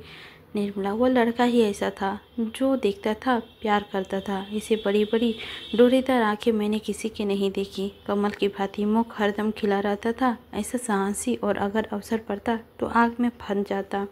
कृष्णा, मैं तुमसे कहती हूँ, जब वो मेरे पास आकर बैठ जाता तो मैं अपने को भूल जाती थी। जी चाहता था वो हरदम सामने बैठा रहे और मैं देखा करूँ। मेरे मन में पाप की लेस भी ना था। अगर एक क्षण के लिए भी मैंने उसकी ओर किसी और भाव से देखा हो तो मेरी आंखें फूट जाए। पर ना जाने क्यों उसे अपने मन में देखकर मेरा हृदय फूला न समाता था। इसीलिए मैंने अपने स्वांग रचा नहीं तो वह घर में न आता था। मैं जानती हूँ, अगर उसके मन में पाप होता है तो मैं उसके लिए सब कुछ कर सकती हूँ। कृष्णा, अरे बहन चुप रहो, कैसे बातें मुँह से निकालती हो? निर्मला, हाँ, यह बात सुनने में बुरी मालूम होती है ना? है बुरी, लेकिन मनुष्य की प्रकृति को भी कोई बदल नहीं सकता। तू ही बता, एक 50 वर्ष का मर्द से तेरा विवाह हो जाए तो तू क्या करेगी? कृष्णा, बहन, मैं तो जहर खा के सो जाऊँगी। मुझसे तो उसका मुंह भी ना देखते बने। निर्मला, तो बस यही समझ ले, उस लड़के ने कभी मेरी ओर आंख उठाकर नहीं देखा। लेकिन बुढ़े तो शक्की होते हैं ही। तुम्हारे जीजा उस लड़की के दुश्मन बन गए, आखिर उसकी जान लेकर ही छोड़ी। जिस दिन से उसे मालूम हो गया कि पिताजी ने मन में मेरी ओर से सने हैं, उसी दिन से उसे ज्वार चढ़ा, जो जान लेकर ही उतरा। हाय, उस अंतिम समय के दृश्य आंखों से नहीं उतरता। मैं अस्पताल गई हुई थी, वही ज्वार में बेहोश पड़ा था, उठने की शक्ति भी न थी। लेकिन जयो ही मेरी आवाज़ सुनी, चौंक कर उठ बैठा और माता पिता से कहकर मेरे पैरों पर गिर गया। कृष्णा, उस समय ऐसा जी चाहता था कि मेरे प्राण निकाल कर उसे दे दूं। मेरे पैरों पर वह मूर्छित हो गया और फिर आंख नहीं खोली। डॉक्टर ने उसकी देह में ताज़ा खून डालने की प्रस्ताव किया था। यही सुनकर मैं दौड़ी हुई गई थी, लेकिन जब तक डॉक्टर लोग यह प्रक्रिया प्रारंभ कर दें उसके प्राण निकल गए। कृष्णा, ताज़ा रक्त पड़ जाने से उसकी जान बच जाती? निर्मला, कौन जानता है, लेकिन मैं तो अपने रुधिर की अंतिम बूंद तक देने के लिए तैयार थी। उस दशा में भी उसका मुखमंडल दीपक की भांति चमकता था। अगर वह मुझे देखते ही दौड़कर मेरे पैरों पर गिर ना पड़ता, पहले कुछ रक्त देह पर पहुंच जाता तो शायद बच जाता। कृष्णा, तो तुमने उससे वक्ता लिटा क्यों न दिया? निर्मला, अरे पगली, तू अभी तक बात ना समझी। वह मेरे पैरों पर गिरकर और पिता पुत्र के संबंध दिखाकर अपने बाप के दिल में वह स्नेह निकाल देना चाहता था। केवल इसीलिए वो उठा था, मेरा क्लेश मिटाने के लिए अपने प्राण दिए और उसकी ये इच्छा पूरी हो गई। उन्होंने जीजाजी उसी दिन से सीधे हो गए हैं। अब तो उनकी दशा पर मुझे दया आती है। पुत्र शोक उसके प्राण लेकर छोड़ेगा। मुझ पर संदेह करके मेरा साथ जो अन्याय किया है, अब उसका प्रतिशोध कर रहे हैं। अब की बार सूरत देखकर तू डर जाएगी। बूढ़े बाबा हो गए हैं, कमर भी कुछ झुक गई है। कृष्णा, बूढ़े लोग इतने शकी क्यों होते हैं बहन? निर्मला, यह जाकर बुढ़े से पूछो। कृष्णा, मैं समझती हूँ उसके दिल में हरदम एक चोर सा बैठा रहता होगा। उस युवती को प्रसन्न नहीं रख सकता, इसीलिए जरा जरा सी बातें पे उन्हें शक करने लगता है। निर्मला, जानती तो है ही, फिर मुझसे क्यों पूछती है? कृष्णा, इसीलिए बेचारा स्त्री से दबता भी होगा। देखने वाले समझते होंगे यह बहुत प्रेम करता है। निर्मला, तू इतने ही दिनों में इतनी बातें कहाँ से सीख ली? इन बातों को जाने दो। तुझे अपना वर पसंद है? उसकी तस्वीर तो ला देखिए। कृष्णा, हाँ आई तो थी, लाओ दिखाऊं। एक क्षण में कृष्णा ने तस्वीर लाकर निर्मला के हाथ में रख दिया। निर्मला ने मुस्कुराकर कहा, तू बड़ी भाग्यवान है। कृष्णा, अम्मा जी ने भी बहुत पसंद किया। निर्मला, तुझे पसंद है कि नहीं? सो कहा, दूसरों की बात ना चला। कृष्णा लजाती हुई, शक्ल सूरत तो बुरी नहीं है, स्वभाव का हाल ईश्वर जाने। शास्त्री जी तो कहते हैं ऐसे सुशील और चरित्रवान युवक कम होंगे। निर्मला, यहाँ से मेरा तस्वीर भी बन गई थी। कृष्णा, गई तो थी, शास्त्री जी ही तो ले गए थे। निर्मला, उन्हें पसंद आई? कृष्णा, अब किसी के मन की बात क्या जानो, शास्त्री जी कहते थे बहुत खुश हुए थे। निर्मला, अच्छा तो बता, क्या उपहार दूँ तुझे? अभी से बता दे, जिसे के बनवा रखूँ। कृष्णा, जो तुम्हारा जी चाहे देना। उन्हें पुस्तकों से बहुत प्रेम है, अच्छी अच्छी पुस्तकें मंगवा देना। निर्मला, उनके लिए नहीं पूछती, तेरे लिए पूछती हूँ।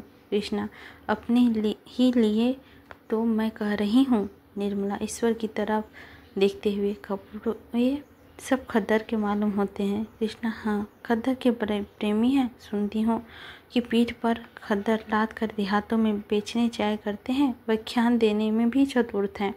निर्मला, अब तो मुझे भी खाद बांधना पड़ेगा। तुझे तो मोटे कपड़ों से चिढ़ है। कृष्णा, जब उन्हें मोटे कपड़े अच्छे लगते हैं तो मुझे क्यों चिढ़ होगी? मैंने तो चरखा चलाना भी सीख लिया है। निर्मला, सच सूट निकाल लेती है? कृष्णा, हाँ बहन, थोड़ा थोड़ा निकाल लेती हूँ। जब वह खद्दर के इतने प्रेमी हैं तो चरखा भी जरूर चलाते होंगे। मैं ना चला सकूंगी तो मुझे कितना लज्जित होना पड़ेगा। इस बात करते करते दोनों बहिनें सोई। कोई 2 बजे रात बच्ची रोई तो निर्मला की नींद खुली। दोनों देखा तो कृष्णा की चारपाई खाली पड़ी है। निर्मला को आश्चर्य हुआ कि इतना रात गए, कृष्णा कहाँ चली गई। शायद पानी वानी पीने गई होगी, मगर पानी तो सिरहाने रखा हुआ है, फिर कहाँ गई है? उसे तो 3 बार उसका नाम लेकर आवाज़ दिया, पर कृष्णा का पता न था। अब निर्मला घबरा उठी। उसने मन में भांति भांति की शंकाएं होने लगी। सहसा उसे ख्याल आया कि शायद अपने कमरे में ना चली गई हो। बच्ची सो गई तो उठकर कृष्णा ने कमरे के द्वार पर आ गई। उसका अनुमान ठीक था, कृष्णा अपने कमरे में थी। सारा घर सो रहा था, वह बैठी चरखा चला रही थी। इतना तन्मयता से शायद उसने थिएटर भी ना देखी होगी। निर्मला दंग रह गई। अंदर जाकर बोली, क्या कर रही है रे? यह चरखा चलाने का समय है? कृष्णा चौंक उठ बैठी और संकोच से सिर झुकाकर बोली, तुम्हारी नींद कैसे खुल गई? पानी वानी तो मैंने रख दिया था। निर्मला, मैं कहती हूँ दिन को तुझे समय नहीं मिलता? तो पिछली रात को चरखा लेकर बैठी है। कृष्णा, दिन को फुर्सत नहीं मिलता। निर्मला, सूत देकर। सूत तो बहुत महीन है। कृष्णा, कहाँ बहीन, यह सूत तो मोटा है। मैं बारीक सूत काट कर उनके लिए सफ़ा बनाना चाहती हूँ, यही मेरा उपहार होगा। निर्मला, बात तो तूने खूब सोची है। इससे अधिक मूल्यवान वस्तु उनकी दृष्टि में क्या होगी। अच्छा उठ, इस वक्त कल काटना, नहीं तो बीमार पड़ जाएगी, सब धरा रह जाएगा। कृष्णा, नहीं मेरी बहन, तुम चलकर सो जाओ, मैं अभी आती हूँ। निर्मला ने अधिक आग्रह ना किया, लेटने चली गई, मगर किसी तरह नींद न आई। कृष्णा की उत्सुकता और उमंग देखकर उसका हृदय किसी अलक्षित आकांक्षा से आंदोलन हो उठा। ओह, इस समय उसका हृदय कितना पुलकित हो रहा है, अनुराग से किसे कितना उन्मत्त कर रखा है। अब उसे अपने विभाग की याद आई। जिस दिन तिलक गया था उसी दिन उसे सारी चंचलता, सारी सजीवता विदा हो गई थी। अपनी कोठरी में बैठी वह अपनी किस्मत को रोती थी और ईश्वर से विनय करती थी, प्राण निकल जाए। अपराधी जैसे दंड की प्रतीक्षा करता है, उस बाती वह विवाह का प्रतीक्षा करती थी। उस विवाह की जिसमें उसक जीवन की सभी अभिलाषाएं विभिन्न हो जाएगी। जब मंडप के नीचे बने हुए हवन कुंड में उनकी आशाएं जलकर भस्म हो जाएगी। महीना कटते देर न लगी, विवाह का शुभ मुहूर्त आ गया। मेहमानों से घर भर गया। मुंशी तोताराम एक दिन पहले आ गए और उसके साथ निर्मला की सहेलियां भी आई। निर्मला ने बहुत आग्रह न किया था, वह खुद आने की उत्सुक थी। निर्मला की सबसे बड़ी उत्कंठा यही थी कि वर के बड़े भाई के दर्शन करूंगी और हो सकता है तो सुबुद्धि का धन्यवाद दूंगी। सुधा ने हंसकर कहा, तुम उससे बोल सकोगी? निर्मला, क्यों, बोलने में क्या हानि होनी है। अब तो दूसरा ही संबंध हो गया और मैं ना बोल सकूंगी तो तुम ही तो है। सुधा, ना भाई, मुझसे यह ना होगा, मैं पराये मर्द से नहीं बोल सकती, ना जाने कैसा आदमी हो। निर्मला, आदमी तो बुरे नहीं हैं और फिर उनसे कुछ विवाह तो करना नहीं, जरा सा बोलने में क्या हानि है। डॉक्टर साहब यहाँ होते तो मैं उन्हें आज्ञा दिला देती। सुधा, जो लोग हृदय के उदार होते हैं क्या चरित्र के अच्छे होते हैं। पराई स्त्री के घूमने में तो किसी मर्द को संकोच नहीं होता। निर्मला, अच्छा ना बोलना, मैं ही बातें कर लूँगी, घूर लेने जितना उसे घूरते बनेगा, बस। अब तो राजी हुई। इतना में कृष्णा आकर बैठ गई। निर्मला ने मुस्कुराकर कहा, सच बता कृष्णा, तेरा मन इस वक्त क्यों उचट रहा है। कृष्णा, जीजाजी बुला रहे हैं, पहले जाकर सुना आओ, पीछे गप्पे लड़ाना बहुत बिगड़ रहे हैं। निर्मला, क्या तूने कुछ पूछा नहीं। कृष्णा, कुछ बीमार से मालूम होते हैं, बहुत दुबले हो गए हैं। निर्मला, जरा बैठकर उनका मन बहला देती, यहाँ दौड़ी हुई क्यों आई। यह कहो ईश्वर की कृपा की, नहीं तो ऐसे ही पुरुष तुझे ही मिलता। जरा बैठकर बातें करो। बुढ़ा बातें बड़ी लच्छेदार करते हैं, जवान इतने डिंगिया नहीं होते। कृष्णा, नहीं बहन, तुम जाओ, मुझसे तो वहाँ बैठा नहीं जाता। कृष्णा चली गई तो सुधा ने कृष्णा से कहा, अब तो बारात आ गई होगी, द्वार पूजा क्यों नहीं होती। कृष्णा, न जाने क्यों बहन, शास्त्री जी सामान इकट्ठा कर रहे होंगे। सुधा, सुना है दूल्हा का भवाज बड़े कड़े स्वभाव की स्त्री है। कृष्णा, कैसे मालूम। सुधा, मैंने सुना है, इसीलिए चेताए देती हूँ, चार बातें कम खाकर रहना होगा। कृष्णा, मेरी झगड़ने की आदत नहीं, तब मेरी तरफ से कोई शिकायत ही ना पाओगी तो यह अनायास से बिगड़ेगी। सुधा, हाँ सुना तो ऐसा ही है, झूठ मूठ लड़ा करती है। कृष्णा, मैं तो बात की एक बात ही जानती हूँ, नर्मदा पत्थर को मोम बना देती है। सहसा शोर मचा, बारात आ गई। दोनों रमणियाँ खिड़की के सामने आ बैठी। एक क्षण में निर्मला भी आ पहुँची। वर के बड़े भाई को देखने की उनकी बड़ी उत्सुकता हो रही थी। सुधा ने कहा, कैसे पता चलेगा कि बड़े भाई कौन है। निर्मला, शास्त्री जी से पूछूं तो मालूम हो, हाथी पर तो कृष्णा के ससुर महाशय हैं। अच्छा, डॉक्टर साहब यहाँ कैसे आ पहुँचे, वह घोड़े पर क्या है, देखती नहीं हूँ। सुधा, हाँ है तो वही। निर्मला, उन लोगों से मित्रता होगी, कोई संबंध तो नहीं है। सुधा, अब भेंट हो ही तो पूछूं, मुझे तो कुछ मालूम नहीं। निर्मला, पालकी में जो महाशय बैठे हैं वह तो दूल्हा के भाई जैसे दिखते हैं। सुधा, बिल्कुल नहीं, मालूम होता है सारी देह में पेच ही पेट है। निर्मला, दूसरे हाथी पर कौन बैठा है समझ में नहीं आता। सुधा, कोई हो, दूल्हा का भाई नहीं हो सकता, उसकी उम्र नहीं देखती, 40 से ऊपर होगी। निर्मला, शास्त्री जी तो उस वक्त द्वार पूजा की फिक्र में हैं, नहीं तो उनसे पूछती। सहयोग से नाई आ गया। संदिग्धों की कुलियाँ निर्मला के पास थी। उस वक्त द्वारचार के लिए कुछ रुपए की जरूरत थी, माता ने भेजा था। यह नाई भी पंडित मोटेराम जी के साथ तिलक लेकर गया था। निर्मला ने कहा, यह अभी रुपए चाहिए? नाई, हाँ बहन जी, ले चलकर दे दीजिए। निर्मला, अच्छा चलती हूँ। पहले यह बता, तू दूल्हे की बड़े भाई को पहचानता है? नाई, पहचानता काहे नहीं, वह क्या सामने है। निर्मला, कहाँ, मैं तो नहीं देखती। नाई, अरे वह घोड़े पर सवार है, वही तो है। निर्मला ने चकित होकर कहा, क्या कहता है, घोड़े का दूल्हा के भाई है, पहचानता है? कल से कह रहा है। नाई, अरे बहन जी, क्या मैं इतना भूल जाऊंगा, अभी तो जलपान का सामान दिए चला आता हूँ। निर्मला, अरे यह तो डॉक्टर साहब है, मेरे पड़ोस में रहते हैं। नाई, हाँ हाँ, वही तो डॉक्टर साहब हैं। निर्मला ने सुधा की ओर देखकर कहा, सुनती है बहन इनकी बातें? सुधा ने हंसकर रोक कर कहा, झूठ बोलता है। नाई, अच्छा साहब, झूठ ही सही, अब बड़ों के मुंह कौन लगे, अभी सासी जी से पूछवा दूंगा, तब तो मानिएगा। नाई के आने में देर हुई। मोटेराम खुद आंगन में आकर शोर मचाने लगे। इस घर का मर्यादा रखना ईश्वर के हाथ में है। नाई घंटे भर से आया हुआ है, अभी तक रुपए नहीं मिले। निर्मला, जरा यहाँ चले आइए शास्त्री जी, कितने रुपये दरकरार है, निकाल दूँ। शास्त्री जी बुनबुनाते हुए जोर जोर से हाँफते हुए ऊपर आए और एक लंबी सांस लेकर बोले, क्या है, यह बातें का समय नहीं है, जल्दी से रुपए उधार निकाल दो। निर्मला, लीजिए, निकाल तो रही हूँ, अब क्या मुंह के बल गिर पड़ूं? पहले यह बताइए कि दूल्हा के बड़े भाई कौन हैं? साथी जी, राम राम, इतनी सी बात के लिए इतना अवकाश पर लटका दिया। नाई क्या ना पहचानता था? निर्मला, नाई तो कहता है कि वह घोड़े पर सवार है, वही है। शास्त्री जी, तो फिर किसे बता दे, वही तो है ही। नाई, घड़ी भर से कह रहा हूँ, बहन जी मानती ही नहीं। निर्मला ने सुधा की ओर सने ममता विनोद कीमत तिरस्कार की दृष्टि से देखा। अच्छा, तो मैं तुम्हें अब तक मेरे साथ की तिरिया छिहत्तर खेल खेल रही थी, मैं जानती तो तुम्हें यहाँ बुलाती ही नहीं। ओहो, बड़ा गहरा पेट है तुम्हारा, तुम महीनों से मेरे साथ शरारत करती चली आती हो और कभी भूलकर भी इस विषय में एक शब्द तुम्हारे मुँह से नहीं निकला। मैं तो 2-4 ही दिन में उबल पड़ती। सुधा, तुम्हारे मालूम होता है जो तुम मेरे यहाँ आती ही क्यों? निर्मला, गजब रे गजब, मैं डॉक्टर साहब से कई बार बातें कर चुकी हूँ, तुम्हारा ऊपर यह सारा पाप पड़ेगा। देखा कृष्णा, तूने अपनी जेठानी की शरारत, यह ऐसी मायाविनी है, इससे डरती रहना कृष्णा। मैं तो ऐसी देवी का चरण धो धोकर माथे चढ़ाऊंगी, धन्य भाग है इसके दर्शन हुए।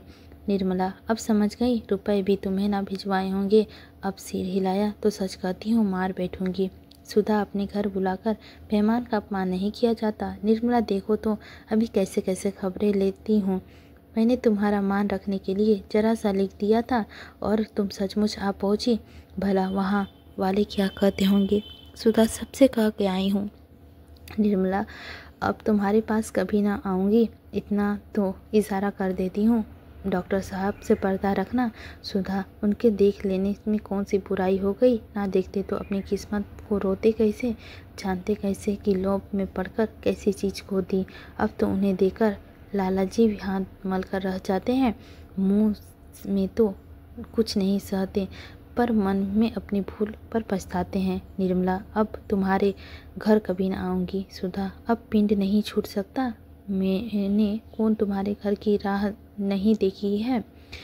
द्वार पूजा समाप्त हो गई थी, मेहमान लोग बैठे जलपान कर रहे थे। मुंशी जी बेहाल में ही डॉक्टर सिन्हा बैठे हुए थे। निर्मला ने कोठे का चीख की आड़ में उन्होंने देखा और कलेजा थाम कर रह गई। एक अयोग्य युवक प्रतिमा की देवता था, पर दूसरा, इस विषय में कुछ कहना ही उचित न है।